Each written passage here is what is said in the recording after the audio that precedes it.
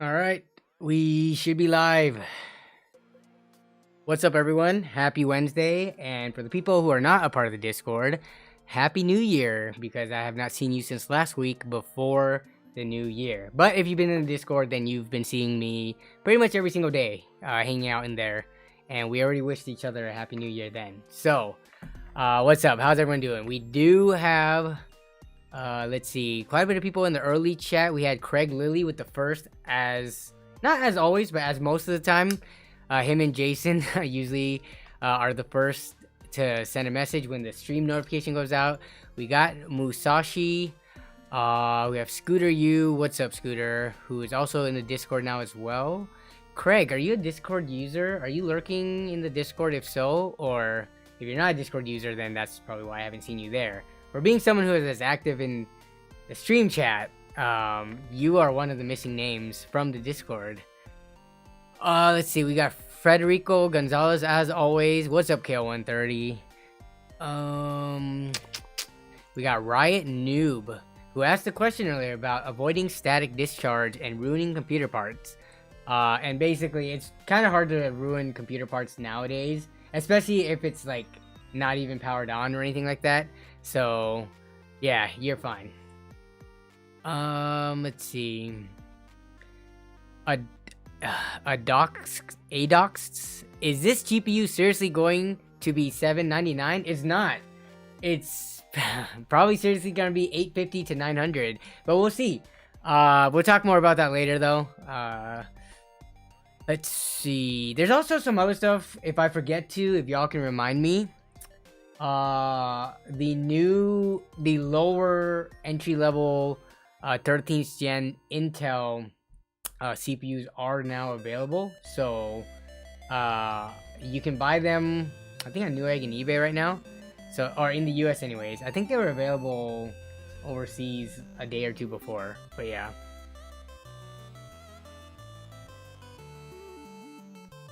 We got mod Kevin Ngo in the house, mod of stream and the Discord server. Rob says, what? Nerd going live and Tech yesterday just dropped a new video. What's Brian's new video? Is it the 4070 Ti coverage or is it something else?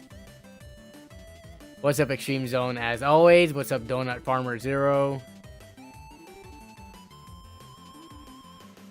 Extreme Zone 987 says this 4070 Ti was just badly released. Nvidia tried to sneak it out as a 4080, and now it's still badly priced. Yeah, we'll talk about it in a little bit, but it's interesting the chain of events that happened. Had they not launched it at a 4080 initially and just came out with a 4070 Ti, would the backlash have been a little less? I don't think so. I think releasing at an $800 price point, people were gonna be mad to begin with, so. Cockadoo says, anyone know how to contact Danny? Yeah, so for this, Cockadoo wants to rent a hotel nearby where I am and go buy computer parts. They said Micro Center, but I'm actually not near a Micro Center. I work with Micro Center, but I don't have one in Seattle, unfortunately. But this is not a service that I offer. I do not offer personal consulting and building. I don't, and like for a fee, for free, or anything. Yeah, that's just not something that I do. What's up, Jason eating pho? If y'all want to see, let me see. Jason posted some pictures of his pho. There's Jason with his pho right here in the Discord server. Oh, did I? I need to put a new Discord link, don't I? Give me 1 second. I need to add another invite to this stream. I do new links every single time, so we will invite people. Let's see.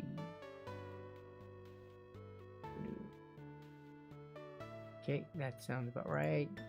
Got it.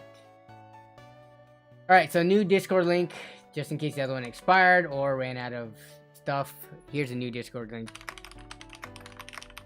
to the official Nerd on a Budget Discord server. What's up, Coalition Gaming? Chris.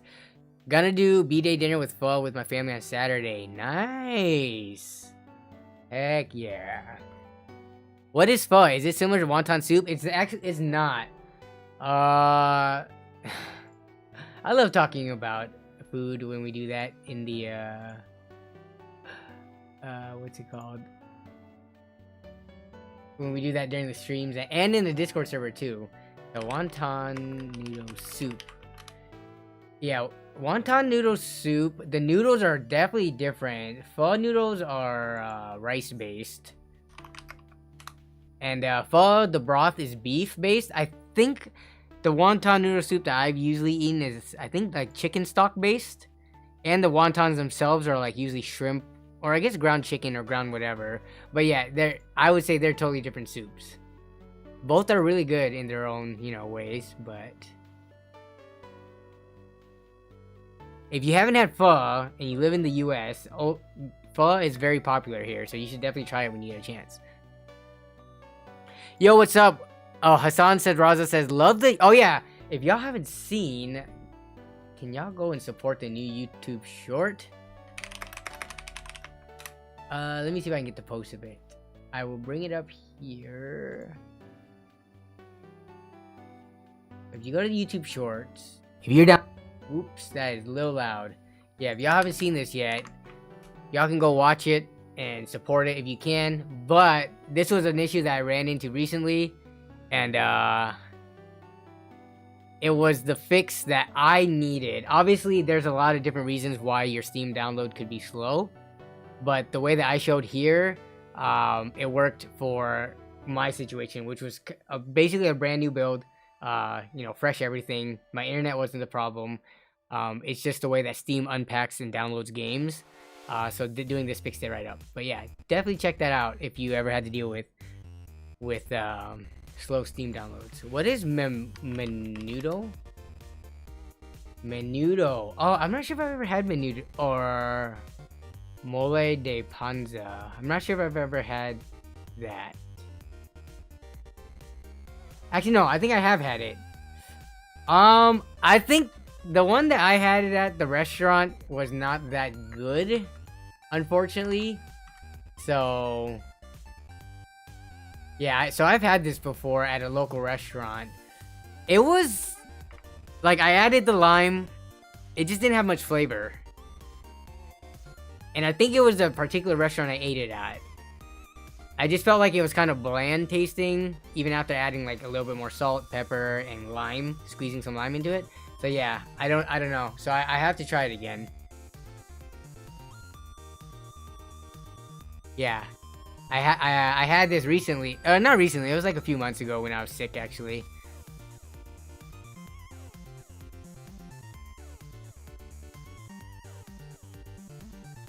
Yeah, I mean, it really depends. I mean, I'm sure there are really good taco places up here, like taco truck, street taco style stuff, but the soup one, the one that I ate at, it was like at a kind of a bigger chain. Alright, so yeah, we're just chilling right now. I'm hanging out with chat before we get into the topics of the stream, which today is going to be, the first thing we're going to look at is the 4070 Ti, and just look at some of the performance numbers. I have seen different things from different reviewers with the 4070 Ti. I've seen some where it performs closer to a 3090, and then I've seen some that it performs like better than a 3090 Ti in a lot of tests. So I think it really depends on what settings and resolutions you're testing at, which, you know, if you're going to take a quick glance at it though, I think for a 4070 Ti, I feel like that's a high-end 1440p card. I don't know, the whole 4K thing, unless you're able to run 4K at like stable minimum 60 FPS with like no DLSS or anything, I don't really consider that a true 4K card. But everyone has different opinions on that.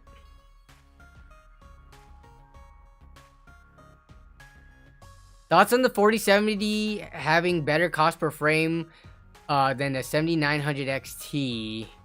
We're gonna have to look at the charts for that.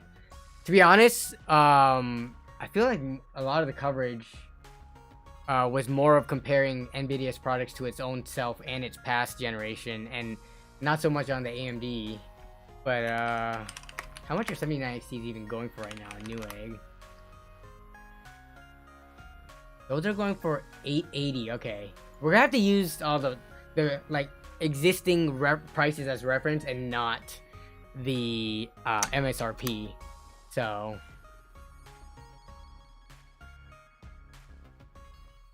Coalition Gaming Chris always jokes menudo is the Mexican equivalent to pho. Okay, got it. I don't know. So, you know one soup that I like a lot, and I don't know, Chris, maybe you can tell me how authentic it is, but I like chicken tortilla soup. We actually make that quite a bit. So that is my favorite soup. I don't know if it's considered like Americanized Mexican food. But yeah, chicken tortilla soup is, man, I could eat that all day. XD Exotic, what is up? How am I today? I'm doing good. How are you doing? Hope you're doing well. I've been seeing you in the Discord server. Yeah, see, I'm starting to make a lot of connections with regards to the different names here in stream and on the Discord server. So it's pretty awesome. We have a pretty small, tight-knit community going on the Discord server. It's not crazy active. Actually, to be honest, it's hard for me to say how active my Discord server is compared to other ones, just because I don't participate in a lot of other Discord servers. So I don't know if like sometimes we have like long segments of time when nobody says anything in the chat, but as soon as a couple or a few people start talking, then it gets lively again. So it's kind of all over the place, but I don't know. I feel like we are definitely like building up a community there, but there are some issues that I do want to talk about later on in the stream. So Kevin, if you can remind me to talk about that, yeah, that'd be great. We'll do the Discord stuff later on in the second half of stream. Like we'll look at stuff that new features that have been implemented since last stream, as well as look at some of the PC setups and showcases, things like that. So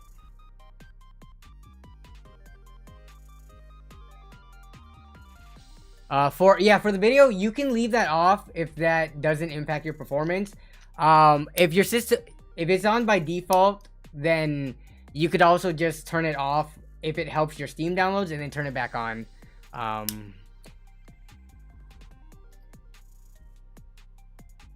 Jay had it trading blows with the 3090 Ti. Yeah, so I didn't watch Jay's video yet. To be honest, okay, how many videos have y'all seen of the 4070 Ti since the embargo lifted? I'm not gonna run a poll because the range could be crazy. It could be anywhere from one video or or article if you're talking about traditional, written media. Yeah, some people maybe only seen like one review. Some people probably have watched all of them, which there must be at least like 10, 15, 20 reviews across all the different media outlets and channels. So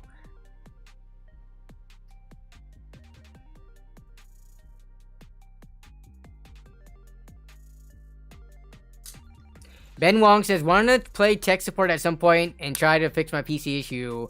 Yeah, we can try to do that later on in stream. To be honest though, with the whole tech support thing, it is so hard to do in a short amount of time, just because it requires a lot of the times it requires trying a bunch of different things in like a sequential step. So if that doesn't work, I'm not sure if you're on Discord, but the Discord tech support, we've had luck helping people there, and it's a better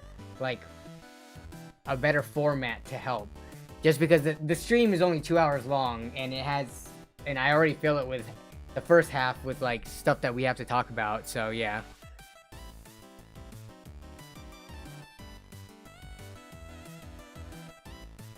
Okay, yeah, so Jay has 7,000 series in his charts. Okay, got it. Lord Leo says, I saw like 2 to 3. It's slightly better than the 3090, slightly below a 3090 Ti. I forgot which one I was watching. Was it the Gamers Nexus one where it was like pretty close to the 3080? So it's kind of all over the place. I mean, some of it may have to do with like day one drivers. So we're gonna have to see. Callan Builds watched 3 of them. Brandy, how you doing, Brandy? Watched 3 and decided not to bother with it at all. Yeah. I mean, I'm curious. Let's run this poll. Do you care? 47 Ti. Yes, no. Meh. meh is kind of like maybe in the middle. Honestly, I feel like this is what, an $800 card. None of them are actually gonna cost $800, but hey, maybe we'll see. Maybe with all the, you know, reviewers complaining about the fact that there's no Founders Edition model actually going to be launching at $800, maybe some of them will pull their price back to get less backlash. Or maybe they won't, and we're gonna see them all at $850, $900. Even like the more premium models, probably like $925, if not more. Like the Asus Strix comes to mind. But like, I don't know. This is not a card that I would ever buy, like, for my own personal system. Yeah, I just wouldn't. Now, if a company sent it to me and wanted me to throw it in a pre-roll or to use in a build, I'll do it. But I'll also add into the video a disclaimer, like, this isn't the best price performance card by a long shot. But yeah, I don't think most people have that much money to spend just on a graphics card. You can build a pretty good PC for $800. We're starting to see that comparison. I think Bitwit made a video on this, right? For the 4080, or did he do it for the 4090? But basically, he said you could have this one single graphics card, or you can build this amazing, like, you could build a good system with that same amount of money. So, there are people out there who are power users, who have a lot of disposable income, who can just afford basically buying the new stuff every single time. But that is not the majority, yeah, by any means. Hazard Me says, I'm interested in mid-range. You know what's funny is, like, the 1070 Ti used to kind of be considered mid-range. And then slowly, as each generation came up, it started to become more expensive. And now it isn't really anymore. No one wants it? Well, we'll see. So, one thing, though, is I'll ask you, so let's look at this poll results. So, only less than 20%, so less than 1/5 of the votes that came in. Not everybody voted, but less than 1/5 of the votes care about it. The others are kind of in between, meh or no.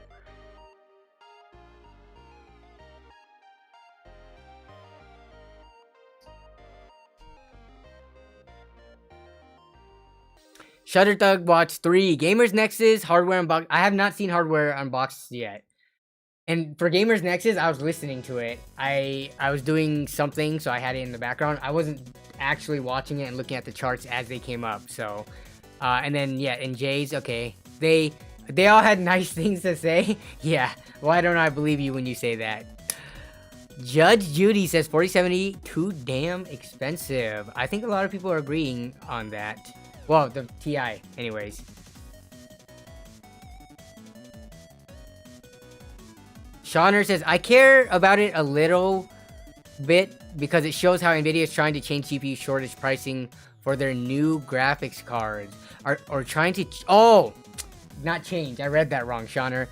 It shows how Nvidia is trying to charge GPU shortage pricing for their new graphics cards. Doesn't this seem like such an easy win for AMD? It's hard because AMD hasn't released their next lower tier of cards yet, right? So we have to see.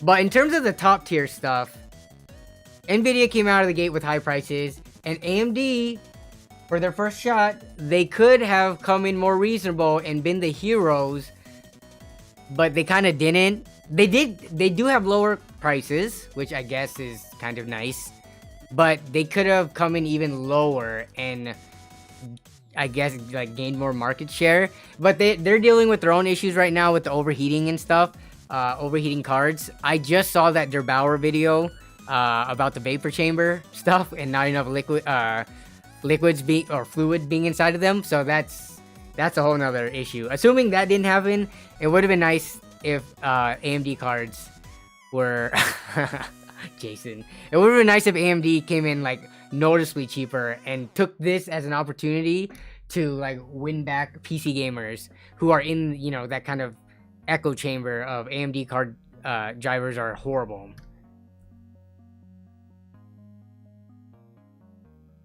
Oh yeah, I saw the whole Ken Block thing. So I'm not a huge like what's it called, Gymkhana rally watcher and stuff.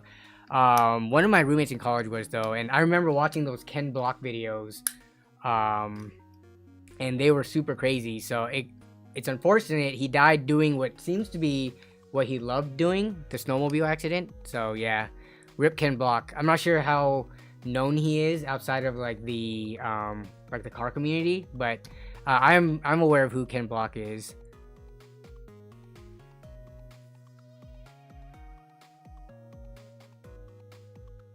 Callan builds at 6.4. Yeah, I'm curious what people would have accepted as the price for the 4070.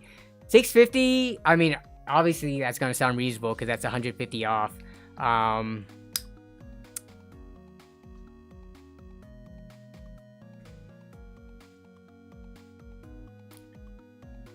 Isaac the Savage is asking the question a million times. All right, you can stop asking it now. I'll answer it. Can I overkill? That question doesn't really make sense. Can you overkill? How do you overkill a motherboard? Aside from like overclocking it too much. But honestly, I don't think the motherboard is gonna be at risk as much as the CPU is. But oh, is that the question? I missed the context. Isaac, how do I overkill my B4 HDD mother? I want to overkill on it. You're saying overkill. I think you mean overclock. But B250M HDV, we're talking Intel here, right? when they got to the so that's the Intel. Was there a way to do like B clock overclocking on that one? It's not a Z chipset, so, and we're talking about, this is KB Lake, so like 7000, 6000 series Skylake motherboard. I'm not I don't recall. I'll off the top of my head, I don't think you can overclock that. There might have been some BIOS update where people did figure out a way to do like kind of minor overclocks, but you would have to look specifically into the board. Also, Isaac, you're typing way too much caps. You need to chill with the caps and chill with the spamming. Actually, I can't even tell if you're trolling or not, but we're just gonna ignore for now. Should I return? Yeah, so the funny thing about this, Sam Z, is, and we'll start moving over to the 4070 reviews. But I am in this exact situation with someone I am helping build a PC for. I just ordered, if y'all didn't know, if you want to find an RTX 4080 for MSRP, I was able to get one the other day, no issues, from Best Buy. Let's see if they still have it. Not many people are looking for this card. Yeah, so 1200 bucks, that's the MSRP. And yep, you can buy it right now. Even though it says right here, let me zoom in. Even though it says pickup not available, shipping not available for this item, it is only because this is quote unquote a high demand product. It's not even really a high demand product. All you have to do is add it to your cart, sign into Best Buy, and then it's like readily available. So I ordered this, and for me, tax is 10%.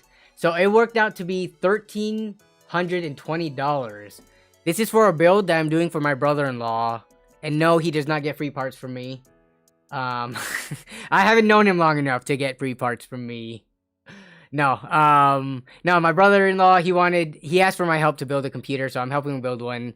And I told him, like, this is your options. He wants to do a high-end build. At the time, AMD cards weren't available. They are available now, but there's some issues with them. So he also wanted NVIDIA because he's not that knowledgeable about PC parts, and of course, he's only heard good things about NVIDIA. So he wanted NVIDIA. So then I gave him the options. You could go with this current generation, like 4090, 4080, or you could go last generation, 3080, 3090, stuff like that. He wanted the best card that he could get and afford, and he couldn't afford a 4090. So this was pretty much the only card. I was trying to push him really hard at the 3080, but he didn't want it. So when the 4070 Ti came out, going back to the question that Sam Z asked, I told him like, hey, this card just came out. It's $800. It's gonna be, you know, around $400 before tax. After tax is like $450 cheaper. Do you want to go with that instead? I posted in the Discord his response, but he said basically, nah, let's just go with the 4080. So there are people who are buying these cards or want these cards and are willing to spend for it. But regarding Sam Z's question, we can actually answer that question later on the stream when we look at the 4070 Ti. Because right now, I need to see the numbers side by side on a graph to answer that question. But how tech generally works is the better price to performance is generally found in the lower end. And as a product gets more expensive, you start hitting diminishing returns per dollar you spend, right? So the 4080, without even looking at numbers, I already know the 4070 Ti is going to be better bang for buck, like FPS per dollar. But I just don't know by how much.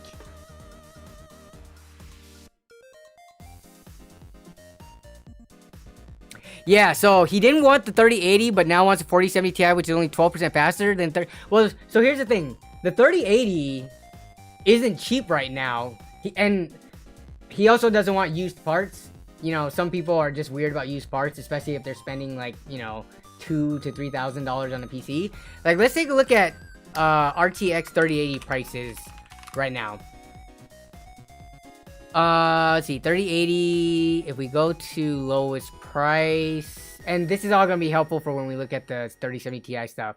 So if you go to Newegg right now, a lot of the 3080s, you can find cheap ones if they're refurbished. But look how quickly the price goes up. Where's this? Yeah, it is sorted by lowest price. But we go to the new, where's new? Okay, we got to go to the new parts. If you look at it, the cheapest 3080, and that's the, let's see, the 10 gigabyte one for $700, and that's on sale right now. So we got 700. So you have these two, which the Paladin, like I'm usually not a brand snob, but BioStar and Paladin, I don't know enough about them to like feel comfortable recommending them over something else. But the crappy thing is they are the cheapest ones. These two are 700, and then you quickly go up to for the Yestin, what is it, the anime one, the waifu model for 770, and then boom. So let's look at Amazon. So it's not like there's a ton of 3080s that you can buy brand new for much cheaper than what a 4070 Ti is going for. Again, I tried to push the 3080 on my brother-in-law. He did not want it. I am not the type of person to recommend a 4080 out of the gate, okay? Y'all know me. But yeah, if we look at, shoot, we gotta put in like a reasonable price here. See, Amazon, go die in a fire, because I'm trying to look for RTX 3080s here, and you're throwing 3060 Ti's in my face because you suck. Desktop computer graphics cards. I can't even pick by model, can I? Nope, I can't. This is the best we can do. And then you have to play with the prices, because Amazon is horrible. I'm just not going to sort. The sorting by lowest price is what messes Amazon up. You have to go to... You just have to look at the best recommended items. And if we do that, we're looking at stuff where they're not even showing the price off the bat. We're looking at $900 for this Zotac one, which is really ugly. MSI LHR model for $1,000. So yeah. Amazon will update their search soon. I just pledged $5 to their Kickstarter. I know, right? Like, Amazon, how much money y'all like pulling in every quarter, and your search is still this like garbage tier? So yeah, 3080s. I get what you're saying. In the used market, 3080s are a really good price. Let's go to eBay. RTX 3080. RTX 3080. If we go buy it now, you can find some cheap ones from the OEMs, like, I don't know, HP. Those are all broken parts only. So let's go to, we'll go to used. You can find a Dell 3080. Let's look at this account. Yeah, we've got 100. So this looks. Oh, what is this from? What country is this? Canada. Let's try to find something in the US so I don't have to do conversions in my head. Here we go. $550 for a 10 gigabyte RTX 3080. It's pretty ugly. But I think some of the Discord members were saying Gamers Nexus reviewed this Dell 3080 and it actually performs really well. $550, no shipping, so after tax for me that'd be $600. I mean, that doesn't seem like that bad of a deal. The 3080 release price was what, $699? It should be cheaper than this, honestly, given that it's kind of like an OEM model 2 years after the fact. But Nvidia, right? It's just gonna hold its value. Dr. Coonan says 3080s are still shite priced. I look daily, it's a joke. 3-year-old GPU. Is it 3 year olds now? Isn't it more like 2 years and wow, have I really lost track of the time? No, don't tell me RTX 3080s, yeah, so the launch day of that was late 2020, and now we're in early 2023, so we're talking about 2 years and like 1 quarter. So like, not even 2.5 years yet, but I get your point. It is over 2 years old. Why the heck are used models of it going for this much still? Oh, thanks for the reminder for the water drinking, Kevin. Yeah, and then anywhere else that's not the US, the prices are going to be higher. You guys have your different taxes and imports and stuff like that. The prices are just... Ugh. The card... I'm not... I would actually be happy if it was at 400. It doesn't even need to be under 400. The 3080, given its performance... Like, for $400, you get a lot of performance. I don't want to, like... You know, treat Nvidia as like a punching bag too much, given that we did have a, you know, global shortage, pandemic, mining crap. So I'll give them some leeway, but 550 is still too high. All right, let's take a look at some numbers. I pulled up TechSpot because I have not looked at any of these numbers yet. TechSpot is going to be the results that Hardware Unboxed got. This is like their written version of it. So... this was released just today, January 4th, 2023, and RTX 4070 Ti review, and then Steve Walton. So let's see. So if we look at the numbers here, if we compare everything side by side, it was only earlier this year, not how many, like about 8 months ago, that the 3090 Ti released at what, $2,000. It is definitely the cheapest on this list, but some of these are like, some of the dates on this is old. Like this is over a year and a half old. So I think one of the notable things that people were pointing out was the bus type and bandwidth. So it's got a 192-bit bus, which even like last generation's lower tier cards had this. Yeah, people were surprised it wasn't higher at like 256 or 384. So okay, and also one of the biggest things that I saw, where was the 3 times bigger? Was it this chart? The 4070 Ti, and I think they're getting a lot of crap for this. And what numbers were they showing? This doesn't have it. The 4070 Ti, faster than the 3090 Ti. This is a relative performance chart, and let's see if there's any. There's no asterisks or anything like that. But so what game was it? Cyberpunk with new ray tracing overdrive. So in Cyberpunk was the game that was supposed to be 3 times faster than the 4070 Ti, and I'm assuming that was with like the latest DLSS and everything. But Flight Simulator, so everything else it's like 1.25 to 1.5-ish, maybe 2 times faster. Which, even that's kind of bull crap. There's no way.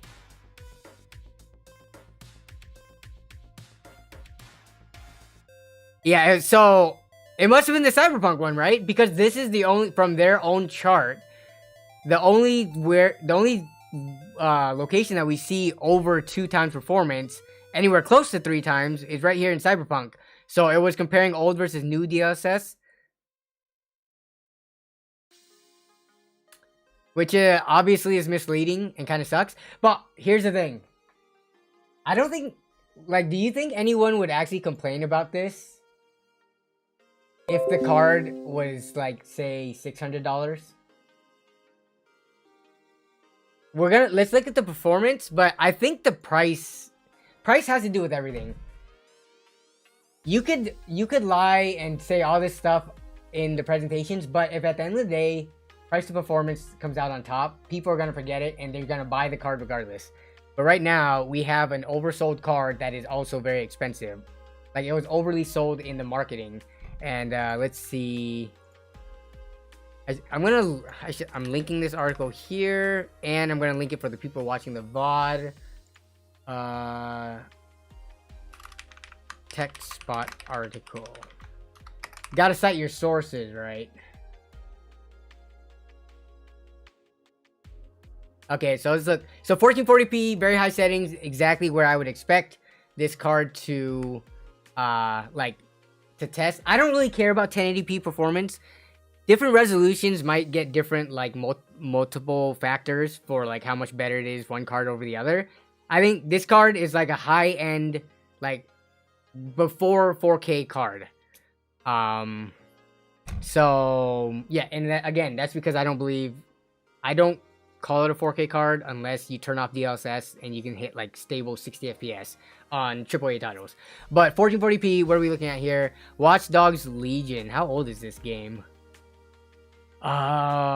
This got. I think the reason why a lot of these tech channels also keep older games in the benchmarks is because they have so much data and history. I guess these are all only new cards, so yeah, we'll have to look at some of the newer games too to see. 4K 60 DLSS is not 4K 60. Yeah, that was a meme that was posted on in the Discord. So, is RTX 3060 still good until today? Says David Seblin. Yes, the RTX 3060 is still such a good card. The only thing is it's not priced well. If it was going for like $250, which is what it should be valued at right now, based on how old it is, and based on AMD's prices for the equivalent, like, competition, the 3060 should be, by this point, $250. I don't even know you can find used 3060s for $250. But we can easily check. 3060, buy it now, lowest price. How much are these going for? Parts only, because Newegg hates me and resets this every single time. Okay. Oh, you can find this one fan one for about $275, it's looking like. And that's like for the crappy one. So if you want the first, which card is this? What? Oh, it's like a Dell OEM one. You're gonna have to pay it's starting at $280 used. That's kind of sad to see.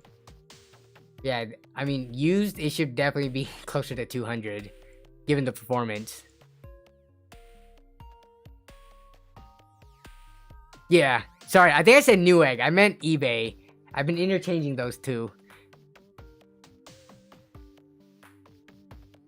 What is my recommendation? Well, I think most people know what my recommendation is between these two. It's gonna be the 650 XT because it performs better rasterization, no ray tracing, and it's cheaper. But if you have a reason to go NVIDIA, then you don't really have another choice other than the 3060. 20 series NVIDIA is really horribly priced, like really bad. I don't know why they just held their value. They were mostly gone due to the pandemic and the crypto. So yeah, What I think about ARC pricing, honestly, I haven't looked at ARC pricing recently. We'll get back to the 4070 Ti because that is the focus. But let's see, Intel ARC A770. So I think this is the card that most people are gonna care about, right? It's the highest offering, and it's like a mid-tier card. So those are going for 350.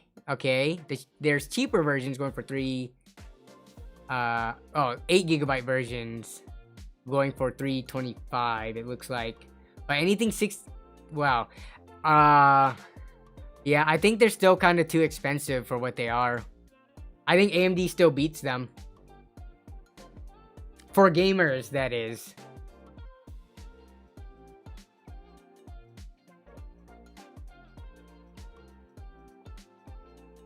Yo, we got Man Karate in the house. So Jason says, Man Karate, come down to Texas, man. Come eat some barbecue. Wait, when did Jan first leave a message? Did I miss it? How did Jason even know he was in the chat? Did you just randomly try to tag him and it worked?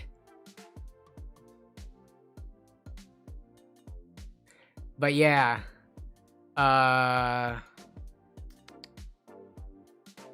Okay, I totally missed it because I was looking at stuff on the screen. What up, Jan?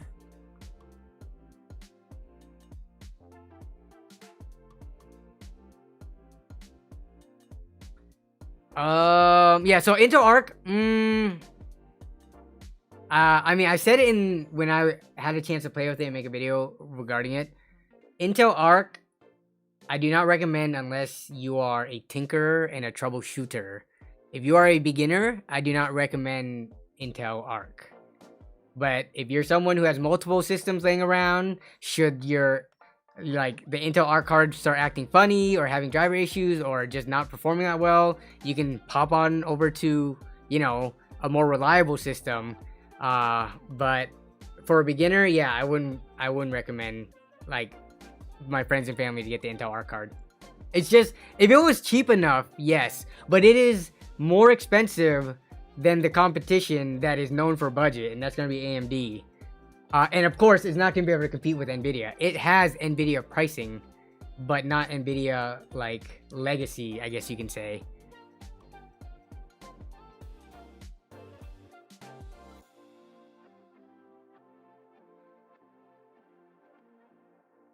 Cammy Hudson says, I have 3 systems, so an ARC card, sure, why not? Yeah. So in a situation like this, if you are, you know, you're super into PCs, playing with them, just like wanting to be a part of history, kind of, you know, this is kind of history being made with Intel and entering into like the consumer gaming desktop market, since it's been a long time since they've even had like a consumer-based dedicated graphic solution.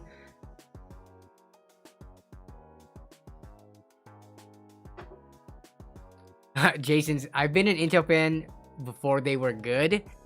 When were they considered like bad across the board?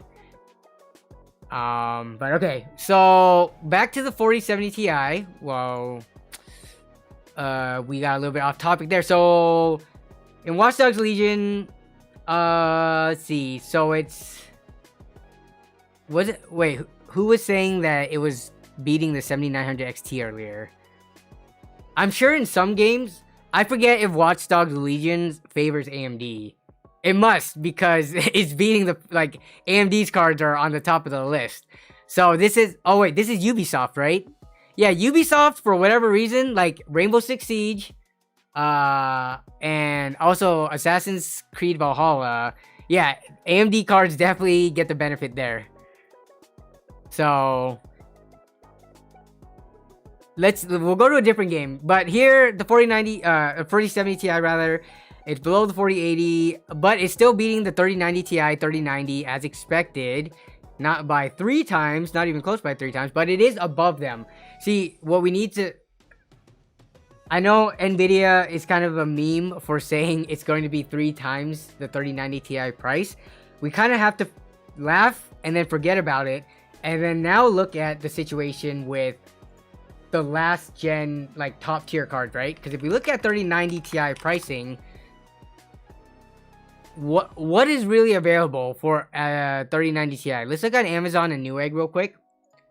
3090 Ti's, if you okay, is that all they're gonna give us? If you look up 3090 Ti's right now, the lowest price one you can buy for brand new, because do not compare new cards versus used cards, please. That's just like an unfair comparison. But if we look at new, look at this. 3090 Ti is a $1,700 card. Yes, it's overly inflated and a stupid pricing, but it is what it is. And then on Amazon, you can get a Founders Edition for about $1,500 almost. Here's a non-Ti for $1,400. So yeah, these 3090s and 90 Ti's, they are well over like $1,200, $1,300. So if a 4070 Ti so far is beating those, I think that's a good thing. Nobody's happy about $800, but yeah, it kind of speaks to how stupid last gen's pricing was. So I don't know, can they correct it in one generation?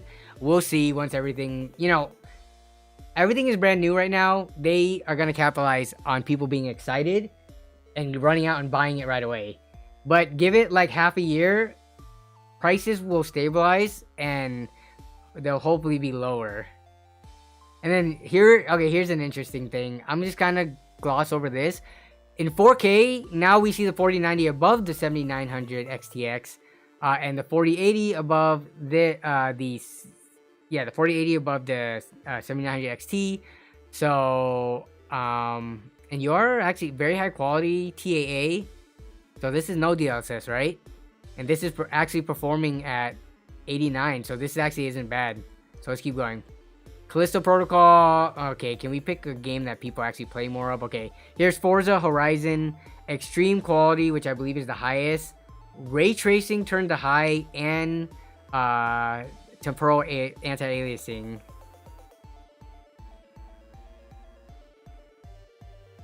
Okay, so here the 4070 Ti falls in line as we expect. We do have it following right behind the 4080. It is beating out on every other AMD card. Not by much though. The 7900 XTX is like trailing behind it. But okay, so I mean, this is a win for Nvidia. Also, if we go back to Sam Z's question earlier, should I buy a 4080 or 4070 Ti? Well, the 4080 costs $400 more. And it only gets you, what is this, like a few percent more average FPS. So no, in this case, it's not worth it. But let's keep going. So Forza Horizon, same thing here. 4070 Ti is trailing behind these two. So yeah, if you're looking for the bang for buck and you want Nvidia high end, I'm gonna ask this question now. What other options do you have if you had $800 and you wanted to buy a graphics card right now? What card could you buy? And buying a cheaper card for better price performance is not the answer. You're looking for $800, or let's just say $850, assuming, you know, assuming that you're trying to get the top performance. What options do you have? You have AMD, but you are also having to potentially deal with 110 degree temperatures on the on the card. 3090 used. You can't say 3090 used. There are people who will never want to touch used cards. I am a big proponent for used components, but you have to ask yourself, how do used parts enter the used market to begin with? People buy them brand new. So there has to be a market for new graphics cards for it to eventually one day be sold in the used market. So I'm asking you, $800 to $900, trying to get the best performance you can, what other option do you have? And I think Nvidia knows this, which is why they have it priced the way they do. Why sell it for $600 or $700 when the performance, I mean, the performance isn't, if you just look at the performance objectively, being able to play like Forza Horizon at the highest quality at 4K, getting 100 FPS, that's a powerful card. more powerful than anything I use on a day-to-day basis. Why would they charge less for that when they know there's no competition in that price bracket? Everything else, like people are saying, what? Go with a third. Some people said 3080 used.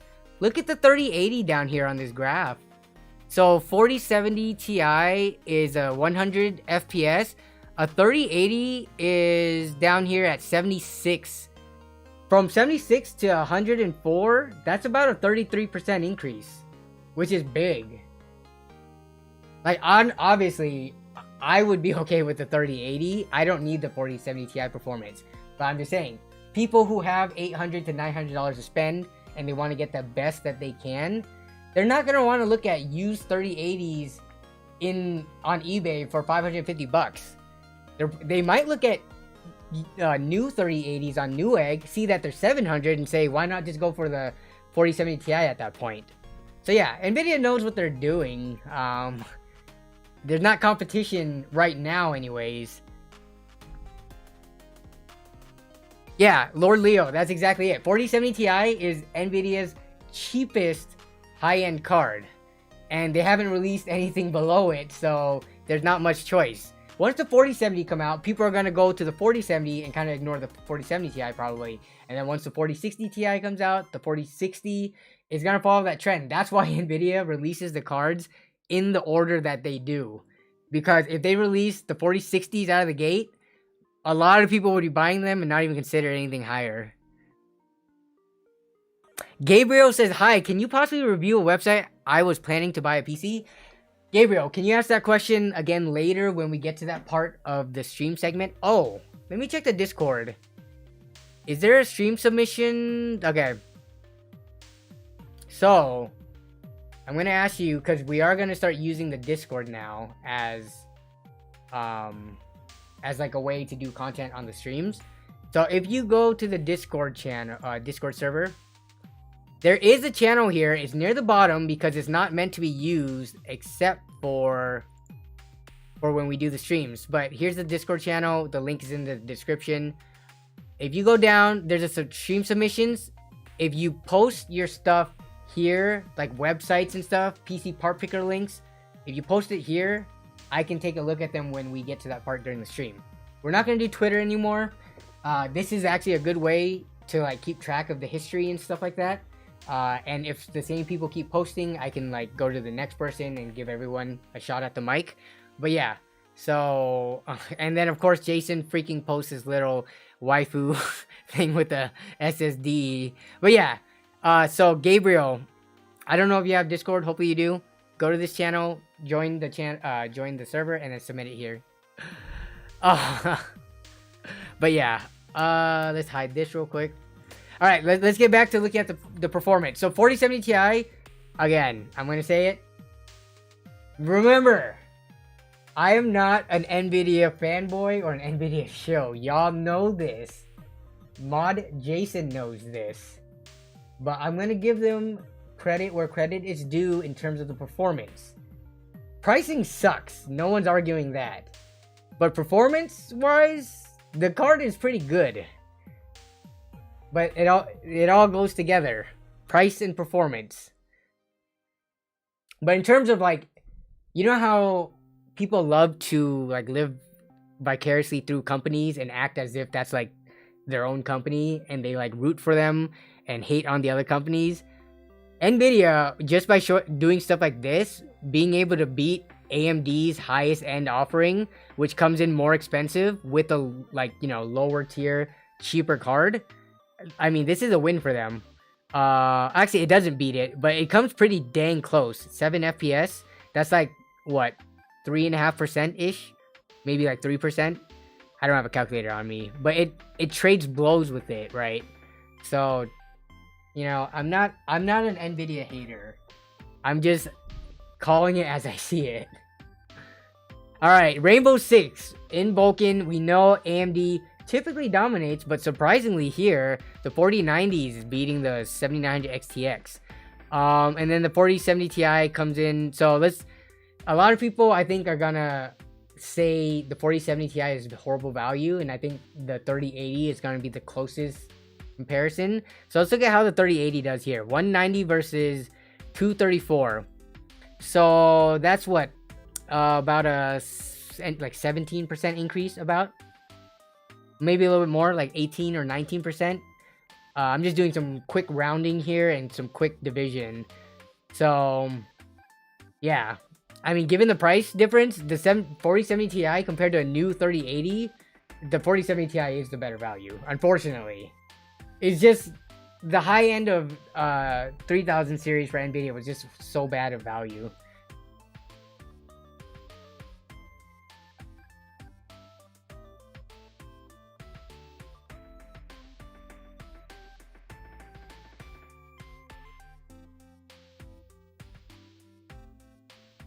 Wait, what did Jason say? What did I miss? Thank you for the water reminder, though, M.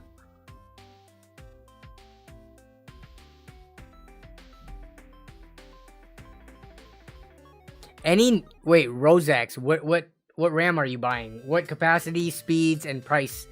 Any codes? I mean, I'm sure there's 16 gig kits for like 42, 43 bucks right now. And then we've been seeing 32 gig kits for as low as like 80 bucks. It's kind of crazy how cheap RAM is right now. 1 second. Okay.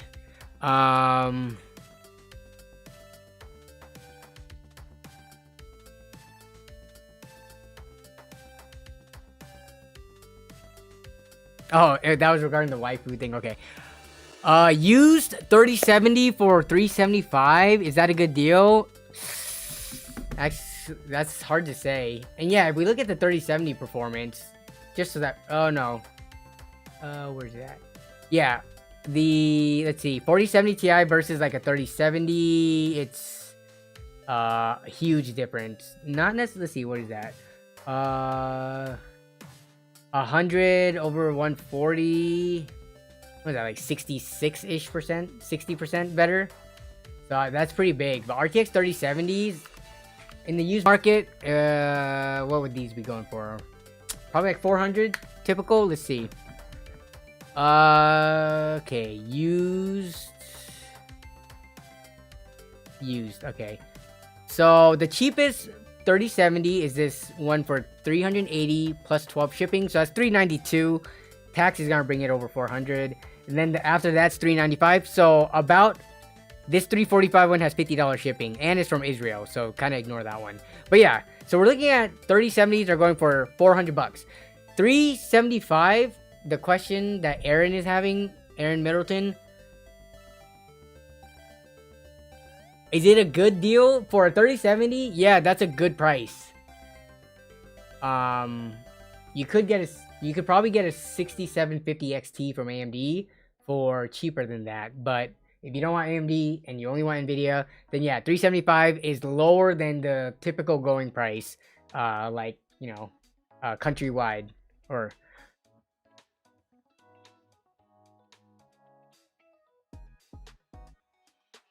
William Evans, can I talk about the new PCIe 5.0 SSD, the Phison E26? Honestly, I haven't looked into it that much, so I can't talk about it, but just based on what I'm seeing here, why do people need Gen 5 SSDs? Have y'all used like a Gen 3 NVMe SSD versus a Gen 4 one? Let me see. Let me end the poll. And then we got a, what was that? Gabriel sent a 99-cent super in chat. Let me read that once. Oh, you just sent it without any message or anything. Thank you, Gabriel. I appreciate it. Okay. But yeah. I mean, I haven't read the articles or reviews about new Gen 5 SSDs. But aside from like having super high benchmark numbers, I don't really see the benefit from it from like normal people. And by normal people, I mean like non-tech content creators, non-video editors, I don't even think streamers would really benefit from it. Like, what most people care about is how fast can I turn on my computer so it's ready to go, like load it into Windows. How fast can I load my games? And between Gen between SATA Gen 3 and Gen 4, there's not even that big of a difference in those times. There is a big difference if you have 2 drives and you transfer one file to another.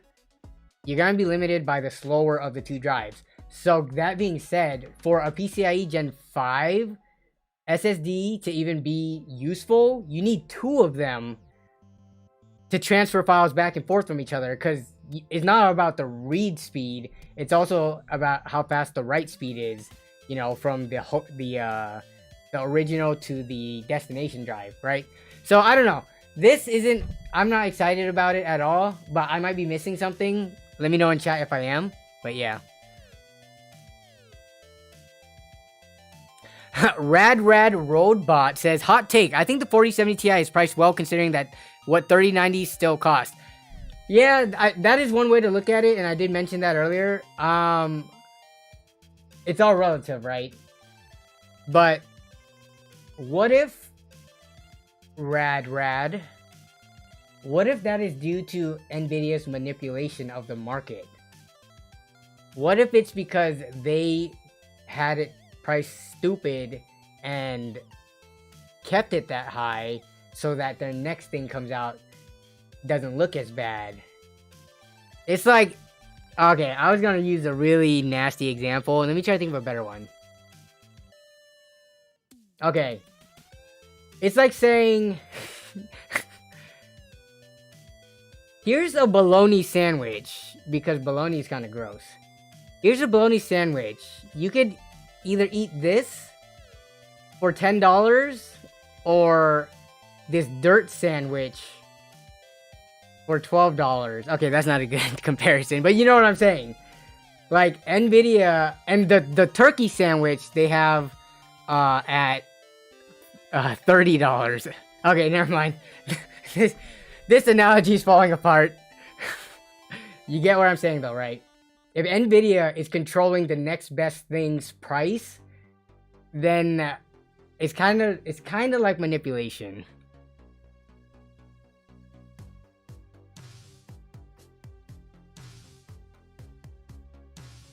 $4070 Ti is the second best priced new GPU.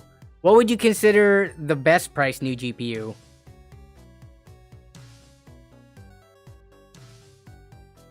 The second best? Yeah, what is the best?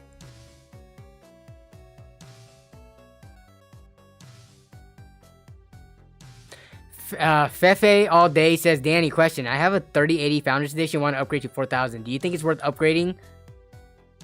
I have a H1 V2, the NZXT one, right? The H1, the one that had the fire issue, but the V2 of course doesn't have the fire issue. Do I think it's upgrading? No. I mean, if we go back, let's just look at the let me bring up, where's the Tom's Hardware article, because they usually have like a 10 game average. Actually no, we can go to, let's just go to the end because there's so many different games we can look at. 10 game average. Where are you at? 8 game average ray tracing. Don't care about that. Where's the 10 game average or 16 game average without ray tracing? We're looking at the 4070 Ti at 152 average FPS, and the 3080 is right here at 119. So calculator, 152 divided by 119 rather. Sorry, we're looking at a 27% increase. My question is, at 1440p, assuming you're playing at 1440p and you're averaging 119 FPS, and this is a gross oversimplification, but is 119 not good enough for you? Like, is that not fast enough? And if so, can you not turn the settings down or turn on DLSS to bump it up? I don't know. Like, if you have a 3080. Unless you bought it right when it released 2 years ago, I feel like jumping up to a 4070 Ti is a really fast upgrade. I don't know. That's just personal preference though. I don't like the idea of upgrading every product cycle.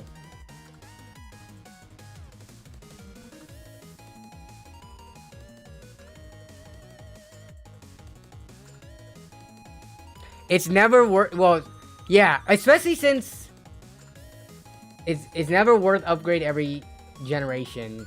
Yeah. So here's the thing that a lot of people, when they tell me why they spend so much on a computer, you know, like a 3080, that thing was kind of expensive when it launched. People tell me, I want to spend a lot on a computer so that I don't have to upgrade for a while. I'm not saying that you are one of these people, you know, Feifei. I'm not saying you're one of these people, but a lot of people, their justification for spending a lot of money is so that they can buy something and not have to worry about upgrading it for a while.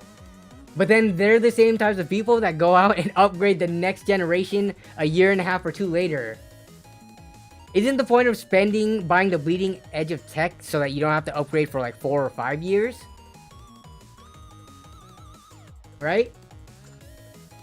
So, I don't know. I feel like that explanation or argument or reason, it always falls through the cracks because people just like upgrading as soon as the next newest best thing comes out. I don't know what your use case is, Fefe. If you need a card that is like 30-ish% better than the 3080, then yeah, the 4070 Ti is gonna be it. You could sell your 3080, I guess, for like maybe $550 or $600. It's a Founders Edition, so it might be worth more. And then you can buy the 4070 Ti, which is probably gonna be around $900, maybe a bit more after tax. And it's gonna be an upgrade that costs you like $300-ish or so. If that's the case, then it's whatever. But still, I don't know. The 3080 is like, it was a flagship card, or kind of considered flagship, right? Not the best of the best, but it is a top tier card. I feel like it should have lasted longer than one generation.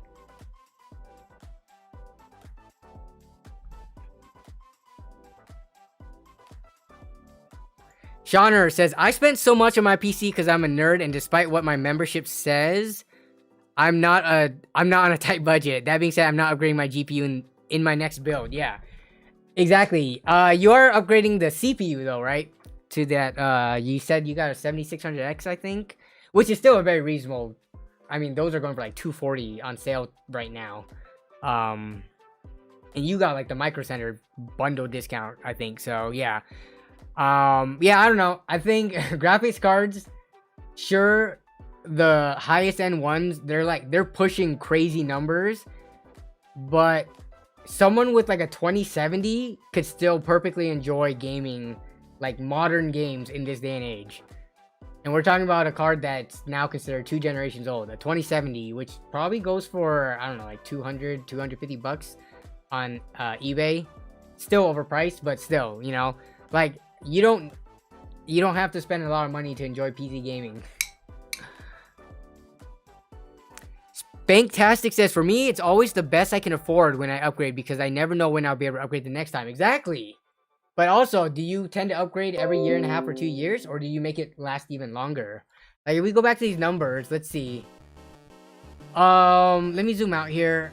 So 4090 is up here leading the pack. If we look at a 3070, which, again, we just saw it on eBay for around almost $400, but I bet you in some local used markets or like hardware swap, like miners getting rid of stuff, you can buy these for $350. Like at 1440p, 94 FPS, that's pretty good. If you're playing anything competitive where you need more than that, then just drop it. Drop the settings, turn on DLSS, or just drop the resolution. I feel like a lot of people overestimate how much higher FPS helps them perform better in games than it actually does. Like, the average Joe is not a pro gamer who's gonna, like, perform drastically worse because they're at 94 FPS instead of 152. So long as you don't have crazy frame dips and frame drops and, like, stutters, you'll be fine. But I don't know. The thing is, I'm saying all this from like a money conscious mindset. I know there are people out there with more money than they know what to do with and can afford all this stuff. So if that's the case, you don't need to ask me for like advice or approval. Just go buy the most expensive thing and enjoy it. If you ask for people's opinions though, most people are going to tell you you might have gotten ripped off depending on what card you bought, right? So let's see. What does chat have to say? Tall Paul says, I still very comfortably enjoy 1080p gaming with my GTX 1080 and yeah. Well, okay, so I think the i7-4790 for newer titles, you are going to start to see heavy CPU rather, bottlenecking. I think like that CPU can have all of its cores and threads loaded up depending on the game. And its single core performance it's just falling behind compared to newer stuff. So you might actually run into issues where you have frame drops or like low 1% lows or like, you know, frame dips and stuff. So you can still game on it and enjoy it, but that is something where, you know, you're on DDR3 memory still, and that's starting to feel like it's on life support for AAA like intense titles. But again, it is very dependent from person to person. You talked about someone like Casey from LAN Party, like he can enjoy the system till the end of time probably. Someone like me, who is generally very cheap, you know, I would even admit that it could start to feel old. Shauner says, my sister games on, yeah, dude, 1070s? I cannot wait until 1070s are like $90 or less. There will come a time when 1070s reach that price, because that's what happened with the 770 and the 970 before it. The 1070s will be sub 100 regularly, and it is going to be a banging price to performance card. So yeah, that is a good card. Hey, what's up, SSK9? Welcome to the stream. If I don't recognize your name, so welcome to the stream. If it's your first time here, if you've been here before, I'm sorry. Sometimes chat gets crazy and I miss stuff, so. Jan, yeah, so Meg is Jan's fiance now. So yeah, Meg's 1070 is still pretty dang good, especially for all the LAN party games that we play. And she, for the most part, plays Genshin Impact, right? So that's not like a crazy FPS shooter where you need like high frame rates at all times. It's almost like a solo, if anything, like co-op, like hack and slash game, which you can afford to have lower FPS on. But yeah, her 1070 can last for a while if she wants it to. Meg doesn't seem like an FPS snob or a graphic setting snob, so she can enjoy that and not have to upgrade for a while. But if y'all are ready for an upgrade, let me know.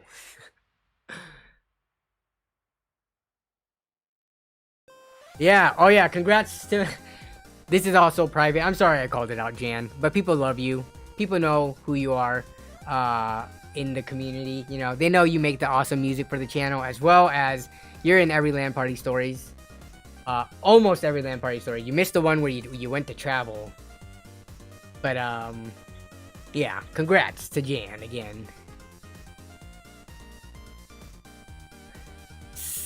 Simon Lee says, my friend got a 3070 for Maple Story. What? Maple Story minimum specs. Let's look at what this is. What's up, Arturo? Welcome to the stream. Maple Story minimum specs. Do they support Maple Story Nexon? I didn't even realize Maple Story was a Nexon game. Alright, let's look at Maple Story. And why did your friend need... Yo, the minimum specs is a 9600 GT or a Radeon HD. It's 5670. 20 gigs?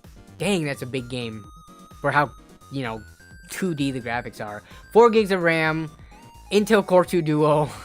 They don't even say like what generation. It just needs to have 3 gigahertz.